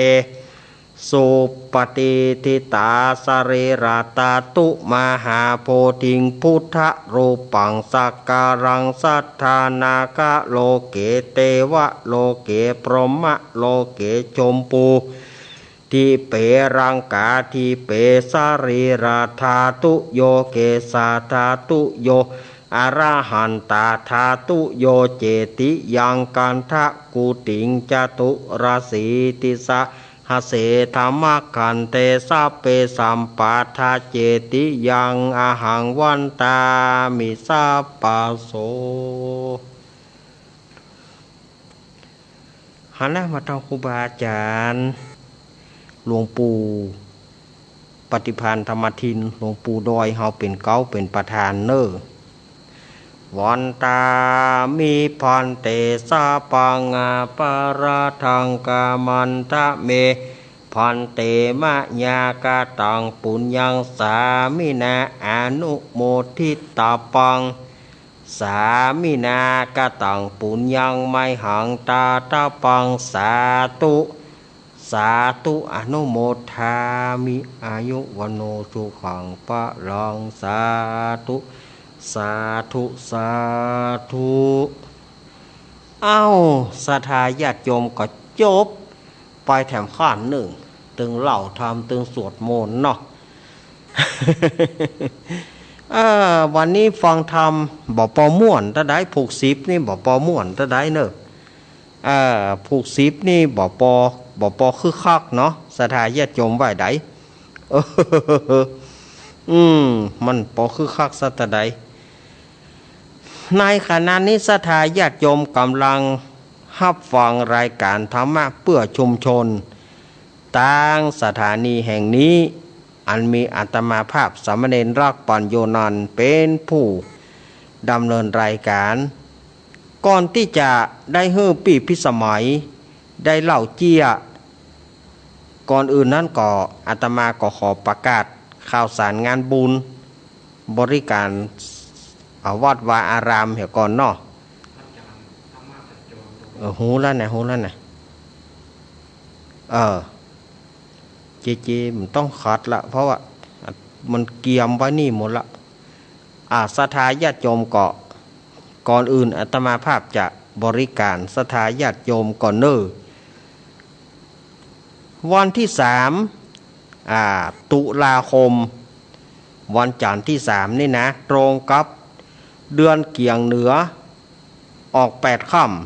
ำตังวัดพระธาตุดอยน้อยเฮาก็จะจัดงานธรรมสัญจรเนาะจัดงานธรรมสัญจรเวลาช่วงบ่ายเนอเจิญศรัทธาญาติโยมบ้านใกล้เฮือนเคียงหัวระเบียงติดต่อกันมาฟังเทศน์ฟังธรรมกันบอกว่าจะอยู่ที่ไหนถ้าว่างแล้วก็มาฟังเทศน์ฟังธรรมกันเนอที่วัดพระธาตุดอยน้อยนะเปิ่นมีรางวัลอย่างตัวก้าได้ยินว่าเปิ่นมีรางวัลหลายอย่างนี่หรอไผได้รถถีบไผได้จักรยานยนต์ถีบไผได้รถถีบก็ลวด ถีบเมื่อบ้านป่อนเมื่อบ้านเลยกันเนาะนี่ว่าเปิ้นมีรถถีบตัวหรอมีจักรยานตัวขี่รถจักรยานไปกับฉันไหมเธออ่ะสมัยก่อนไม่มีหรอถ้าผ่านขี่รถถีบหนึ่งขี่รถจักรยานไปกับฉันไหมเธออ่ะพระครูโดมเอาไว้ซื้อรถเด็กมาถวายเปิ้นก็มีรางวี่รางวัลในอย่างหลายๆอย่างศรัทธาญาติโยมก็มาฟังเทศน์ฟังธรรมกันเนอธรรมสัญจรเนาะแล้วก็วันที่6 ตุลาคมก็วันที่6 ตุลาคมนี่ก็จะไปลืมเนองานทำบุญอายุวัฒนมงคลท่านพระครูปรัตน์นัทพงศ์ทิตาวุฒศิริวัดดอนจันทร์ตำบลเวียงกะหลงอำเภอเวียงป่าเป้าจังหวัดเชียงรายนี่เปิ้นก็จะมีงานทำบุญอายุวัฒนมงคลเนอฉะนั้นศรัทธาญาติโยมก็จะไปลืมเนอไปห่วมกันทำบุญอายุวัฒนมงคลของท่านพระครูนัทพงศ์เนอแต่กี้ประกอบออกรายการเนาะเตะธรรมแต่กี้ก็โอ้ม่วนละเมาเอาใจนะท่านพระครู ไม่บอกไม่รู้นะเนี่ยท่านพระครูว่าอายุ30 ปลายนี่นะเฮาตึงใครเจือสักหน่อยละ บ่ใครเจือแล้วว่า30 ปลายนี่นะท่านพระครูเฮานี่นะเนาะแล้วก็จากนั้นวันที่11ก็เชิงบันไดนาควัดพระธาตุดอยน้อยของเฮาก็จะมีการตักบาตรเทโวโรหณะในวันที่11ตรงกับเดือนเกี่ยงแฮม1 ค่ำเนาะแล้วก็วัดไฟหินตัวเนอวัดไฟหินตำบลสุเทพอำเภอเมืองจังหวัดเชียงใหม่เปิ้นก็จะตักบาตรเทโวเหมือนกันจะนักก็2 ตีนี้เนอศรัทธาญาติโยมอยู่ทางในเวียงก็ไปทางวัดไฟหินก็ได้อาจจะมาที่วัดพระธาตุดอยน้อยก็ได้แล้ววันที่12ก็วัดเหล่ามนทานี่เปิ้นก็จะมีการวางศิลาฤกษ์สร้างศาลาการประเรียนวันที่12นะวันที่11ซึ่งเป็นวันอังคารอาตมาภาพคงจะบ่ได้มาจัดเพราะว่าเปิ้นอาจจะมีการถ่ายทอดเนาะเปิ้นอาจจะมีการถ่ายทอดตั้งแต่วันที่11อย่างใดก็ฟังไปเรื่อยๆก่อนเนาะถ้าหากว่าเปิ้นมีการถ่ายทอดในค่ำวันที่11ก็อาตมาก็บ่ได้มาละอาตมาก็คงบ่ได้มาจัดนะวันอังคารนะเดี๋ยวก็ฟังท่านบิ๊กบอสทำกรรมเนาะถ้าเปิ้นถ่ายทอดวันที่11ก็เลี้ยวก่อนไปอาตมาก็บ่ได้มาละ แล้วก็วันที่12ก็เหล่ามนทาวันที่13ก็อารามทุ่งเศรษฐีสันตอนี่ก็เปิ้นก็จะมีการนั้นเนี่ยเนอเปิ้นก็จะมีการตานศาลาการประเรียนเนอแล้วก็วันที่1ก็วัดของท่านอาจารย์มหาสมชาติชาตาปัญโยเพื่อก็จะทอดกฐินวันที่5ก็ปากทางเจริญวันที่6ก็พุทธศรีคีรีโนมันนักแนวศรัทธาญาติโยมปีนี้เนาะงานก็ปากทางเจริญเนาะนี่ก็เป็นวันที่5เนอะเปิ้นจะทอดกฐินเนาะ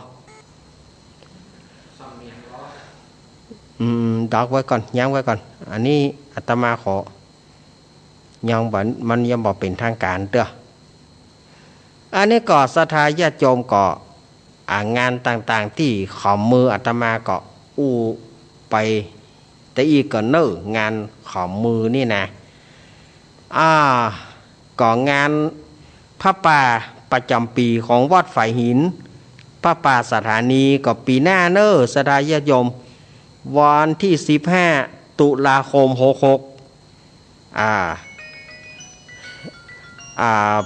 เปิ้นก็จะมีการตอดพระป่าสามัคคีโดยการนำของโยมปี่พิสมัยแล้วก็ทีมงานธรรมะคลายเครียดจะจัดพระป่าสามัคคีในวันที่15 มกราคม66โดยปีหน้านะอันนี้งานล่วงหน้ามาก็ประกาศไปเนอะ เอาละสถาญาติโยมเปื่อบ่ฮื้อเป็นการเสียเวลาถ้าโยมปี้พิสมัยบ่มีฟ้าบ่มีฝนมาเลยเนอ้อวันนี้ถ้าสะดวกสบายถ้าสะดวกที่จะพร้อมที่จะมาเล่าเจี้ยก็เจิญเลยวันนี้กำลังว่ามีฟ้ามีฝนกันเนาะบ่มีขลึงบึ้งบ้างอะเนาะ ถ้าโยมปี่เปิ้นพร้อมก็มาเลยเนอ้อในอันนี้แม่นก็แต่ถ้าบัดใจอาตมาจะวางสายก่อนเนอ้อเพราะบัดถึงเวลาของญาติโยมเตื้อจะเริญปอนเจ้าได้เลยวันนี้มาแล้วเอาเจิญเลยปี่เจ้าขอนอบน้อมแด่องค์สมเด็จสัมมาสัมพุทธเจ้าพระธรรมเจ้าพระสังฆเจ้าอันเป็นสารณะที่เบื้องของหมู่เราทุกคนขอกราบนมัสการพระอาจารย์ทุกคนนะเจ้าที่ฟังรายการนี้ขอสถานีทุกท่านที่กำลังนั่งควบคุมเสียงนะเจ้าแล้วก็สำเน็จรักปัญโยนันนะเจ้าแล้วขอสวัสดีน้องเจตัวแล้วก็คุณทุกทางบ้านทุกคนทุกท่านนะเจ้าที่ทุกอำเภอตัวนะเจ้าขอสุมาภัยที่ได้มา3 อาการด้วยกันอาการที่แล้วนี่ก็ตั้งใจจัดดีนะเจ้าที่จะมาถึงขั้นที่ว่าเคยอู้อากาศไปว่า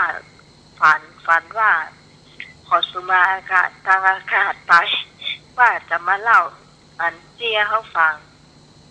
ต้นกองหากันอาการที่แล้วเจ้าตั้งใจจัดดีฟ้าห้องปะทะชนิดที่ว่าเปิดวิทยุไปได้เลยฟ้าแมบมันแมบเหรอก่อนเนาะมันมีแสงมาให้ก่อนแมบก็บ้างเจ้าก็เลยโอ้โหบ่ไหวละต้องโทรมาหาเจเจ้าเลยว่าขอยกเลิกไปก่อนเถอะมันน่ากลัวเหลือเกินนี่เนาะ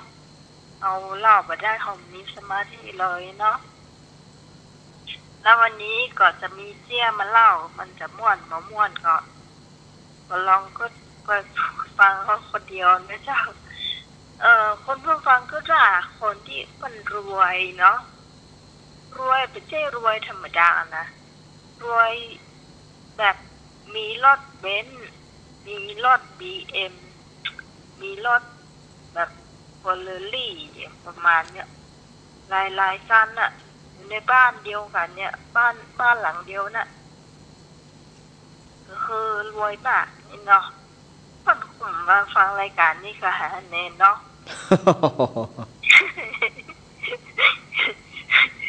อันนี้หัวใจอย่างอ่ะคือเราจะโอ้ในเรื่องบ้านหลังนี้เนี่ยนี่มันเขาก็ว่าเพิ่นมาฟังแหละนะคือว่านะว่าเขาฟังเพลงสากลฟังเพลงอย่างพวกเนี้ยธรรมะเนี่ยเขาคงมาฟังก็หาเนาะทีนี้มีแต่ฟังหนึ่งมันมีสี่ของฝั่งคนรวยเนาะด้านสี่หนึ่งมันจะเป็นฝั่งของแม่ค้าแม่ขายก็คือแต่ฝั่งหนึ่งเนี่ยเป็นขายของเปิ้นของประเจ้าบ้านทุกอย่างธรรมดาเปิ้นเป็นเตี้ยของเปิ้นนะไอ้เจ้าแต่ว่าเปิ้นก็ขายอันขนมเส้นอย่างประมาณเนี้ยเนาะขนมเส้นกาข้าวแกงอย่างไก่เนาะเป็นร้านของเปิ้นเองเนี่ยแล้วทีนี้เปิ้นก็เอาดอกทานตะวันนี่นะเคยหันเนาะแต่ละคนคงเคยหันดอกทานตะวันแบบใหม่ใหญ่ๆนะเจ้ามันจะมี2 สีเนาะสีเหลืองแล้วก็สีออกมาส้มๆเลยดอกมันจะใหญ่เท่าไทยแบนนี่เลยนะเจ้าอย่างบ้านน้องใหม่ตอนเนี้ยถ้าไผ่มานะเอาตอกกล้องถ่ายรูปมาตัวมันจะมีดอกเดี๋ยวนี้น้องสาวขายดอกละ12 บาทอันนี้ขายเป็นดอกเลยนะ เจ้าอันนี้เราฟังถ้ามานี่ต้องมาแบบเมื่อก่อนนี่ต้องซื้อเข้านะประเดี๋ยวนี้ถ่ายรูปฟรีมีตึงมาร์กาเรตมีตึงดอกทานตะวันให้ดูเนาะเจ้านี่ต่อเรื่องตะกี้เนาะถึงต่อเรื่องตะกี้ว่าคนที่รวยเนี่ยคนบอกว่าเอาดอกมาปลูกเอาของยังกับบอก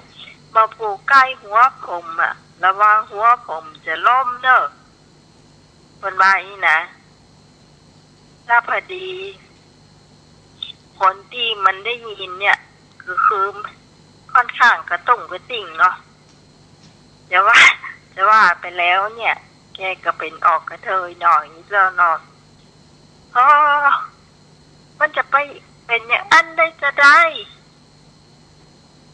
อันนี้มันไม่ใช่บะเต้าบะแตงนะไม่ใช่บะฟัก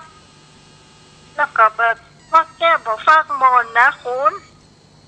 แล้วมันไปดอกทานตะวันมายำไปต้นมายานั่นมันยังมาออกดอกเสื้อแล้วมันดอกมันจะงามไม่หรอคนนั้นมันก็ได้ยินแล้วมันก็ยิ้มมันก็เตี้ยวหนีไงนะอีนี้เมินดอกมันก็ดอกเนาะเพราะดอกทานตะวันมันใช่เมินหรอกใช้เวลาใช่เมินก็ดอกอะไรอ่ะมันสูงมากมันก็ดอกแล้วมันถ้าคุณผู้ฟังสังเกตเนี่ยนะใครเคยปลูกเนี่ยดอกแล้วมันจะหันไปหันมามันก็จะตะวันไปทางไหนมันจะไปทางนั้นน่ะแล้วทีนี้ช่วงบ่ายมาล่าคนที่เขาชอบมาดูดอกเป็นประจำเนี่ยมันจะคนที่ปลูกดอกอย่างมันเนี่ยก็ล่าเอาตุ๊กตามาตลอดที่ว่ากระตุ้งกระติ่งนะตัวมาเตอมันก็ว่าเธอมาปลูกพอดอกของเธอนะมันเหลียวหน้าไปตั้งจุดเขาจะว่าออกกาไปได้นะ มันเบนหน้าไปอย่างตะปุ่นน่ะได้จ้ะเปื่อนมันกับมาพอคนนั่งก็เหมือนกันแดดร้อนแดดร้อนก็ตุ๊กตาแม่ทำต้องแล้วละคนก็ตุ๊กตามาคนนี้มาซ้ำเหลือเก่าตีนเติมตาหักปลูกมึงมานะมึงบอกเบนหน้ามันจังแพ้เบนหน้าไปอย่างตังพูดเดี๋ยวพ่อจะด่าเหมือนนั่นนี่หรอ เป็นหน้าจังแพ้ที่คุณจะได้ล็อกฟังแล้วนั่นคือดังเนี่ยคือจะให้เจ้าของบ้านเพิ่นหลังพูดมาได้ยินนั่นเนาะว่าไปแล้วเนี่ยถือเป็นเจ้าของบ้านคนรวยเพิ่นได้ยินนั่นเนาะจริงมันดอกนั้นมันสวยงามนะถ้าไผ่เคยฉันดอกทานตะวันใหม่เนี่ยจะงามมากสวยมากแล้วต้นมันจะใหญ่แข็งแรงเนาะจะบล้มง่ายเจ้าอันนี้ก็เป็นที่คุณผู้ฟังอาจจะฟังไปแล้วแค่ยิ้มนะถ้าเกิดไปยาวๆเนี่ยคุณผู้ฟังอาจจะเกิดเหมือนน้องไหมว่ามันความแตกต่างของคนทำก็มีเหมือนกันเนาะคนที่เป็นรวยเปิดก็อาจจะก็ว่าเอามาปลูกบ้านใกล้หัวเปิ้นบดีเนอะนะเขาชอบแต่ใดประมาณนั้นเจ้าจบเขียนต่ออีกเจ้าเจ้าวันนี้กับมาให้ม่วนเหมือนนั่นเน้นว่าตะกี้นะวันนี้อันอะไรอย่างก็ที่เน้นเล่าไปตะกี้สภาพมือตองเนาะจ้าฮัลโหลกำฟ้างัวขอตองครับไม่อะเนาะไม่อะพาภัยคนผู้ฟังที่ฟังอยู่ทั้งบ้านที่หายไป3 อังคารเนาะวันนี้มันเล่าผู้ฟังละอาจจะม่วนพ่อม่วนหลายเนาะจ้า ตายไปแล้วเหรอเดียวอังการหน้าอังการหน้าถ้าไม่ได้เล่านี่มันเป็นยังตายอังการในก็ได้ได้อยู่การหน้าได้อยู่อะ การหน้าได้อยู่ แต่วันอังคารที่11ปุ่นอ๋อเจ้าเจ้าอันวันนี้สวัสดีทุกคนนะเจ้าสวัสดีโยมปี่พิสมัยเปิ่นมาเล่าถึงดอกทานตะวันเนี่ยดอกบัวพัดสถานญาติโยม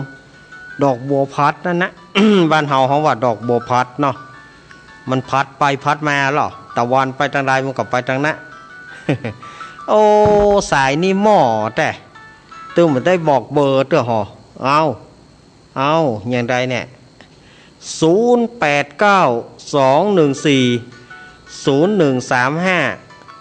0892140135เจริญปอน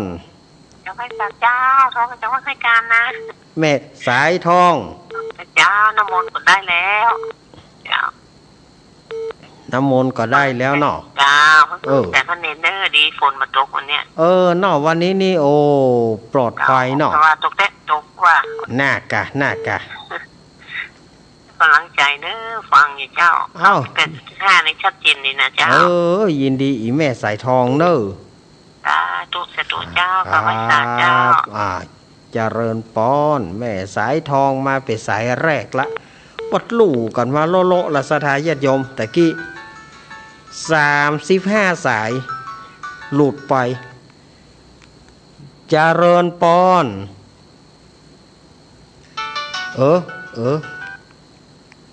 เจริญปอน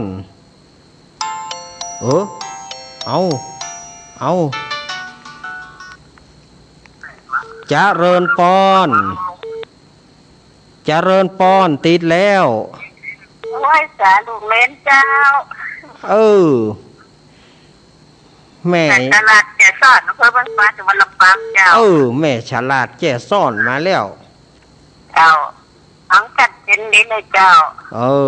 ฟังชัดเจนเนาะเจ้าครับแม่ฉลาดวันนี้ลำปางวันนี้เราปูนมาก่อนห้วยการมาก่อนเราเดี๋ยวนี้ติดตามมาด้วยลำปางต้องกับหม่อนอยู่รถเนาะหม่อนเนาะเจ้าอีกะวะหม่อนก็พร้อมกับหม่อนดิยกแม่หนังพังจนจบหนังพังจนจบเนาะยินดีแม่ฉลาดเนอะสาธุแม่ฉลาดแจ้ซ่อนวันนี้อาตมาก็ขอปานกับคนน้อยเนอะวันนี้นะเจริญปอน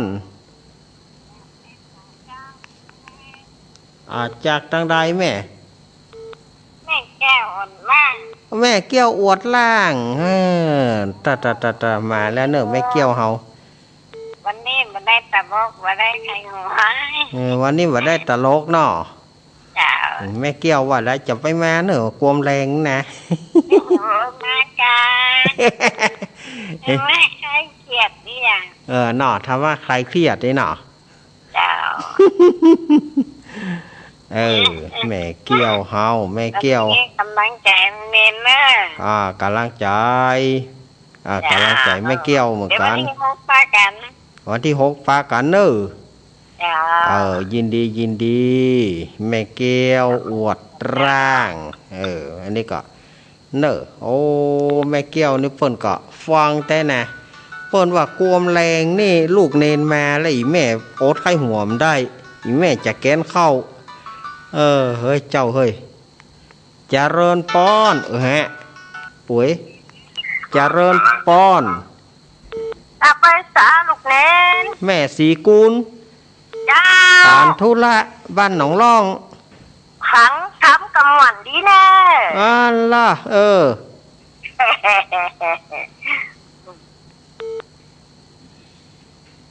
ม่วนเนาะบ่มีแล้ววันนี้บ่มีแหละวันนี้บ่มี ดอกร่องกับบะหมี่บ่มีเนาะเจ้าบ่มีเหมือนกันเจียกระหม่อนนี่ปะล่ะเจียกระหม่อนเนาะเจ้าดอกบัวเป็นดอกบัวพัดเนาะมันพัดไปตามตะวันเนาะดอกบัวพัดไปตามตะวันยินดีอีแม่สีกุลเนอะเจ้าแม่สีกุลเจ้าสาธุแม่สีกุลตันธุระน้องล่องเนอะสถาญาติโยมโทรเข้ามาได้089 214 0135โทรเข้ามา089 214 0135เจริญปอน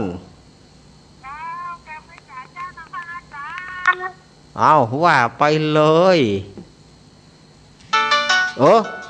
อีแม่เหยเดี๋ยวกันเนอะเจริญปอนไหว้เจ้าลูกเน้นอีแม่บุญหลงอีแม่บุญหลงอีแม่เฮามาแล้วแม่เฮามาแล้วไม่เชี่ยวเป็นแม่เฮามาแล้วโตตะกี้บัตานเพื่อนโตตะกี้บัตานเด้อบัตานเปิ้นเนาะเจ้า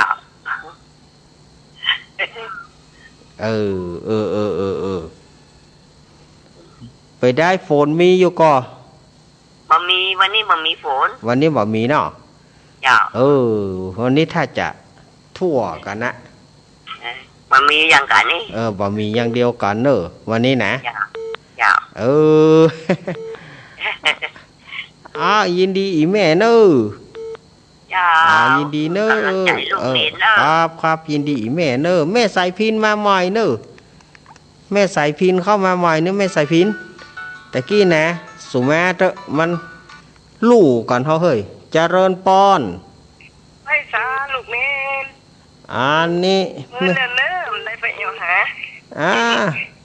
เมื่อเลี้ยวได้โทรหาเมื่อเลี้ยวไม่ได้โทรหาเนาะโทรหาแต่วันตันมาตันเปิ้นเจ้าแม่ยังแม่เกียงคำแม่สุกเหนียเจ้าแม่เกียงคำบ้านแม่สุกเหนียเจ้าแม่สุกนี่เจ๊โฮมเนาะแม่สุกวังเหนือกับเจ้าวังเหนือเนาะวังเหนือนี่มานักแล้วนี่แม่สุกนี่หรือวังเหนือนี่จะมี4แม่สุกกันเด้อดูมันจะมีหมู่4หมู่7หมู่8หมู่9แม่เกียงคำเจ้าตรงนี้เดี๋ยวกาพยาพวกมาตัดนี่มันจังคำผ่าน่ะเนาะคำแต่คำว่าทั้งสังคมเบิ่งเป็นพวกมาตัดเห็นจัดจะเป็นที่วัดทัดแถมน่ากะยินดีอีแม่เนอสาธุเจ้ายินดีอีแม่เนอยินดีแม่เนอสถาญาติโยมแม่ใส่พินเข้ามาแฮมเนอตะกี้นะแม่ใส่พินพอดีว่าใส่อีแม่เด้งไปตะกี้เจริญปอน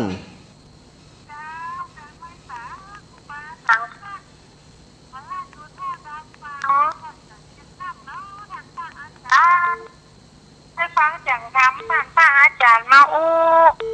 คนฟังจังหลังใจบ้านจนสู้เขากำจูยันละทำคำสอนขององค์ท่านพระได้หู้เหตุต้นผลใบที่แม่โทรไปหาทางนี้แม่โทรกำลังใจเนอะได้ฟังแม่ได้กะม้วนใจแม่อ่านได้ท่านพระอาจารย์เนอะขอบคุณแม่สายพินเจ้ากำลังใจท่านพระอาจารย์เนอะครับขอบคุณนักเจ้าสาธุกำลังใจเจ้าสาธุแม่สายพินกัลยาจ้างซอเนาะก็ได้ยินครูบาสังฆะแล้วก็ม่วนใจละแม่สายพินเนาะเจริญปอนจากตั้งได้ไงหลวงตาไงหลวงตานมัสการครับหลวงตาครับตื่นฮะ รับตื่น รับตื่นได้20,000ฝ่า เฮ้ อาจารย์อายุพี่สมัยไปสักพักแล้วเนาะ ครับ ได้ยินเสียงเหมือนกัน ได้ยินเสียงเนาะ พิดก่อนเนอะ ครับนมัสการหลวงตา หลวงตากฤษวัดปางโม่เชียงดาวนี่หลวงตามาละหลวงตาเพิ่งสอนเช้าค่ำ หลวงตากฤษปางโม่นี่อยู่เชียงดาวสถานญาติโยมเจริญปอน ไว้สาเจ้าลุงเล่น แม่กองแรง ติดตามฟังอยู่เนอะ ติดตามพังอยู่ เจ้าฟังคำกำวัน รู้สึกสมัยเราเชียร์กำวัน อ่าน กำลังใจเนอะ ยินดีนั่งนัก ถึงที่สมัยเนอะ ยินดีนั่งนักเนอะอีแม่กองแรงนี่นะ เจ้าติดตามฟังตลอด ลูกวงเนอะ ฟังกูโตนกูโอง กูคืนน่ะ กูคืนยินดีอีแม่ ไว้ยังมูเป็นพังเราอัน โทรมาฟังเนาะยินดีเนอะ เจ้าสาเจ้า 089 214 0135เอาโทรเข้ามา089 214 0135นะสถานญาติโยมเจริญปอน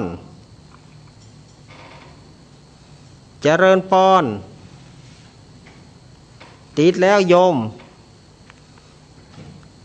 ติดแล้วบ่ต้องไปคุยมันติดแล้วแฮะเอาล่ะเอาอู้แหละติดแล้วแน่เอาล่ะบ่อู้โทรแล้วบ่อู้แล้วก็จะโทรมาเนี่ยหอง แม่สีทอนเจ้าไม่สาเจ้าลูกแม่ แม่สีทอนเปรมจิตมาแล้ว น้ำมนต์ได้เรียบร้อยแล้วแน่วันนี้นะ ได้เรียบร้อยเนาะ เจ้าได้เรียบร้อยละนี่มนต์ตั้งประจำหอนเราวันนี้เนาะมันบ่พอตะได้วันนี้ผูกนี้มันบ่พอจะคืนตะได้บ่พอจะม่วนตะได้วันนี้ม่วนอยู่เจ้าจะเจนี่นะลูกเมนครับเจ้าไว้สาเจ้ายินดีแม่สีทอนเปรมจิตหนองบัวชัยปราการมาละเจริญปอนไว้สาเจ้าแม่สีพันนะเจ้าอันนี้แม่ตะกี้สีทอนอันนี้สีพานเจ้าแม่สีพานนี่บ้านอย่างก็บ้านป่าไม้แดงหมู่9ดอยสะเก็ดขอบคุณเจ้าศรัทธาหลวงพ่อมานิด ไม่เดียวนี้บัดใจแล้วเจ้าบัดเดี๋ยวนี้บัดใจเหรอหมอไม่เดียวนี้แม่บัดใจเจ้าตั้งแต่เปิ้นอู้สวกใส่แม่ก็เลยบ่ขึ้นไปกินไปตานกับเปิ้นเจ้าเฮ้ยเอาแหมล่ะเปิ้นอู้สวกใส่แม่ ตั้งแต่วันที่5ไอเดือนธันวาปีที่แล้วละเจ้าว่าเป็นหยังเนอะแม่เนอะแม่ก็เลยไปวัดหมู่3กับวัดป่าแม่แดงหมู่2หลวงหั่นนี่ไอ้เจ้ามันเป็นหยังตาไหนก็ได้บุญหมดเนอะแม่เนอะเจ้าแม่สีพานเนอะแม่เกือบบัดตันได้น้ำมนต์นะแม่ลืมไปลืมไปกะแม่ลืมแล้วแม่ไปนั่งไหว้พระสวดมนต์นั่งสมาธิภาวนาอยู่ก็นั้นพอแม่จบมาแม่วันนี้ลุงเนนนี่หวายแม่ก็ล่นไปเอาน้ำมาเอาน้ำมนต์ได้อยู่เจ้าตานได้อยู่เนาะยินดีอีแม่สีพานเนอร์ไว้สาเจ้าแม่สีพานนี่ก็089-214-0135สถานญาติโยมอยู่จุดไหนตั้งใดวันนี้เวลาอาตมามีนักอยู่เนอะมาใหม่วันนี้บอกว่าโทรศัพท์นี่เป็นอย่างนะมันคิดดีดนะวันนี้นะ ก็เดียวกระดิดก็เดียวกระมันดิดเบอร์เปิ่นปิกไปอ่ะเจริญปอนนมัสการครับผมเดินวันแท้ครับเต้อแฟนพันธุ์แท้นี่บุกมาถึงนี่เลยเนาะผมไปวัดไผ่เลยครับไปทุกที่ทุกทางบ่ไปหมดเลยครับทุกคนทุกองเลยครับเนาะท่านเทศนี่มันดีครับดีมากเลยครับเนาะโอ้จัดรายการแบบเนี้ยดีที่สุดเลยครับแล้วใจเนาะครับโอ้ดีมากเลยครับโทรมาให้กำลังใจท่านนะครับยินดีเนอะยินดีเนอะนูอันนี้แฟนพันธุ์แท้เนอะวันหนึ่งนี่ถ้าวันเสาร์วันอาทิตย์นี่เปิ้นโทรหลายรอบนะแฟนพันธุ์แท้นี่นะจะเริญปอนพี่ไอ้เนาะเอาลืมผมไปแล้วกำเดียวครับกำเดียวก่อนยินดูมันเนาะยินดูอันพระเจ้าป่าปังนะข้ามเปิ้นโลครับยินดูเนาะข้ามเปิ้นโลเอาประชาสัมพันธ์ด้วยนะครับถ้าคนไหนเป็นโรคเกาต์โทรหาผมนะครับก็เดียวกันเนอะ062ครับ5210523ครับก็เดียวกันเนอะครับก็เดียวกันเนอะสกรรมก่อนครับเป็นกำลังใจให้จังตาของพระเอานะครับเนอะยินดีเนอะครับมาเลยสถาญาติโยมอยู่ที่ไหนจุดใดมองใดฟ้องจะว่าอาตมาภาพลูกเนนฮักคนนั้นจางคนนั้นบาจางฝ่ายสักคนแต่ว่ามันอยู่ที่มันตาลบะตาลเนาะตาลฝ่ายกับตาลมันเนี่ยกะเจริญปอนแม่บัวพัดฟังเจ้าแล้วเนอะแม่บัวพัดมาแล้ววันนี้ฝนมาตกดินน้องมินเนาะวันนี้ฝนมาตกแน่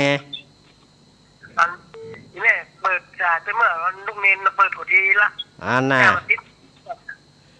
จ่ายเน้นคะแนนเนาะแน่นเนอะแม่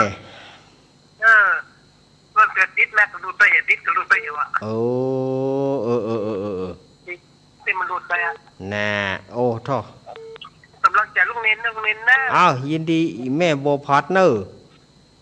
แม่บัวพัดกุลานแม่บัวพัดกุลานบ้านแม่ศูนย์บ้านแม่ศูนย์น้อยเจริญปอนมาจากขาครับหลวงพ่อ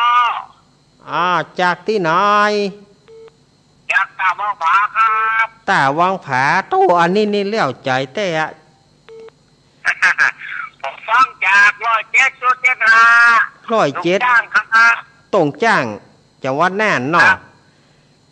ชื่อยางโยมชื่อยางชื่อป่อยางนายสมพงษ์เกียงพาครับโยมชื่อสมพงษ์เกียงพาเนาะสมภพครับสมภพสีสมบงสมภพสีสมบงฟังจากคืน107.75จ้างของผู้ดาวนี้ครับดูกาวผาฟังชัดเจนดีครับอาจารย์ยินดีอีป้อยินดีเนอะแต่ว่าเจียทันตะวันม่วนนี้เนาะเจียทันตะวันก็ม่วนเนาะลาเปิ้นฟังอยู่ยินดีนะอาจารย์เนอะทีนี้นะครับอาจารย์มันจะขาครับอาจารย์ครับสาธุโยมสมภพนี่โทรมาจากน่านเนาะเมืองน่านเมืองน่านเปิ้นก็ฟังอยู่เนาะเปิ้นฟังของขึ้นของ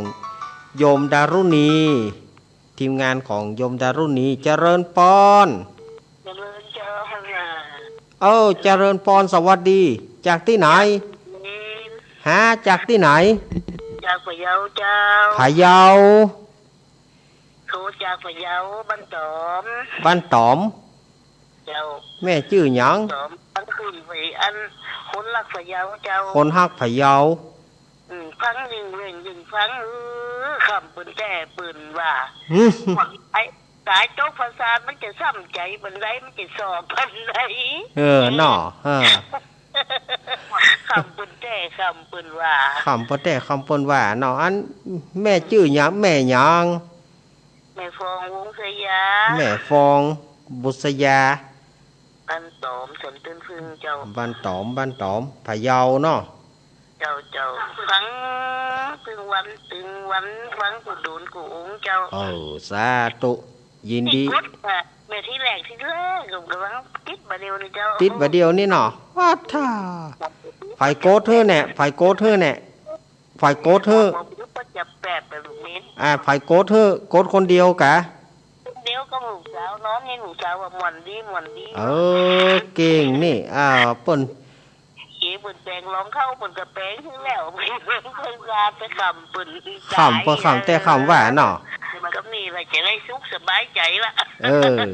ยินดีอีแม่เนอยินดีแม่ฟองเนอเจ้ายินดีเนอคนน้อยเนอคนน้อยเวลาไหลโกนมาติ๊กละ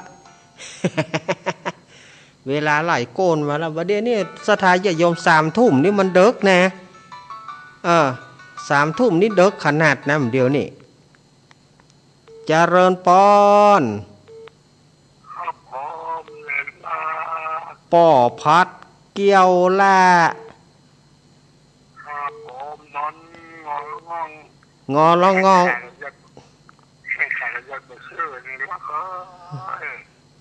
แข้งขาก็เหยียดว่าชื่อ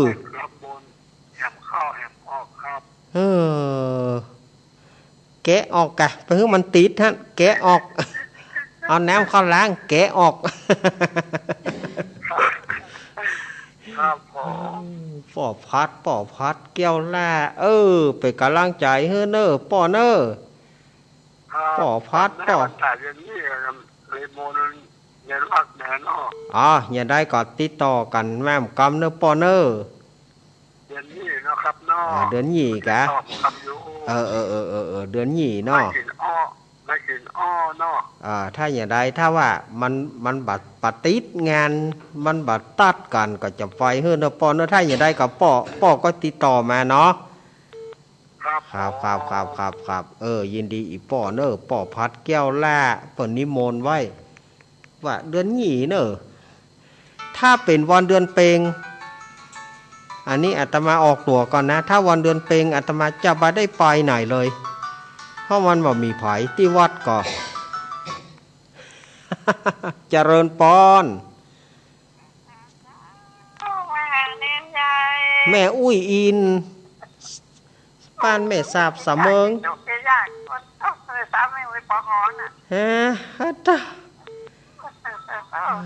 มันต้องลู่กันนะแด่จะตัวซ้ำมันเนาะหมอกใดล้ำเหลืออีเนาะได้ล้ำเหลือละปูนนี่มันได้ละปูนละปูนนี่มาได้มาเผียวเพแล้วนี้บอกปล่อยปูนสักกรรม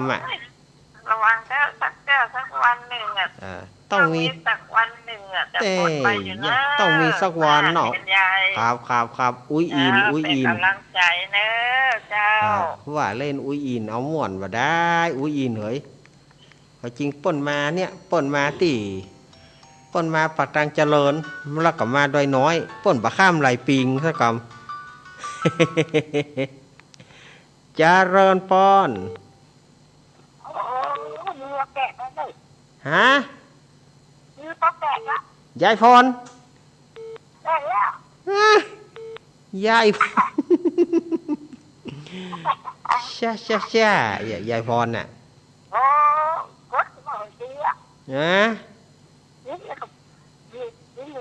โอ้ติดหลุดยายพรวันนี้มีฝนก่อนทางบ้านน่ะบะตกละ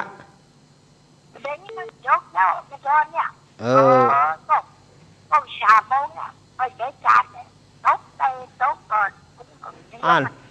วันนี้ตกอยู่วันนี้นะ3 วันหรอกมันถ้ามาถึงมาจอนมาถึงจกถ้าถึงมาจอนละจกกี่ข้าวตอนก็ตกเนาะแล้ววันเดี๋ยวนี้มาจกสิบ่ตกละแล้วมาสู่เจ้าเนี่ยจะลองย่างละมันนั่นเข้าอายุน่ะโลไม่โลอยู่ละยินดียายพรเนอพายุชื่อโนรูแปลว่าพายุบ่มีหูชื่อมันโนรูพายุบ่มีหูน่ะกับมันตกติ๊กๆมันบ่มีที่จุที่จอมหรอ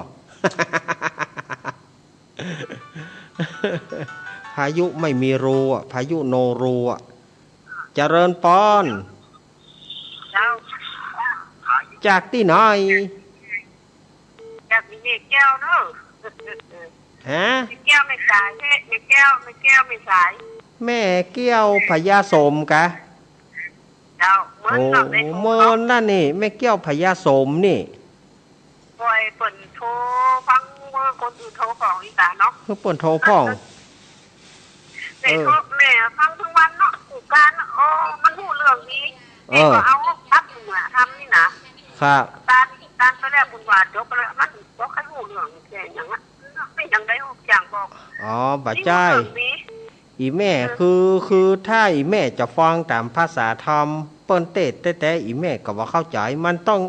มีการเอามาอธิบายเนาะแม่เนาะอธิบายแล้วแม่ถึงจะเข้าใจเนาะเข้าใจดีเจ้าอันทำผู้เรื่องนี้ว่ะยินดีอีแม่เนอเอาละอีแม่เฮ้ยเวลาลูกเนนหมดแล้วเนออาตมาภาพจะต้องนำรายการอำลาสถายะบัดตอนละสถายะโยมเฮ้ยเวลาอาตมาหมดไปเห็นละเมื่อเวลาหมดแล้วอาตมาก็จะได้อำลาสถายะโยมไปก่อนเนอสุมาเตอะเอาไว้วันอังคารหน้าเนอะอังคารหน้ายังได้ปากันอยู่อังคารที่4เนาะอังคารหน้าก็ปากันใหม่วันนี้ก็ขอให้ศรัทธาญาติโยมเฮาอยู่ดีมีสุขเนอะพี่ไอเปิ้นฝากมาป้อหมอคำไออันนี้เปิ้นฝากมาถ้าว่าไผอันเป็นโรคเกาต์ให้ปรึกษาเปิ้นเนอะไผที่เป็นโรคเกาต์ปรึกษาเปิ้นจะรักษาว่าเป็นอย่างไรนะ082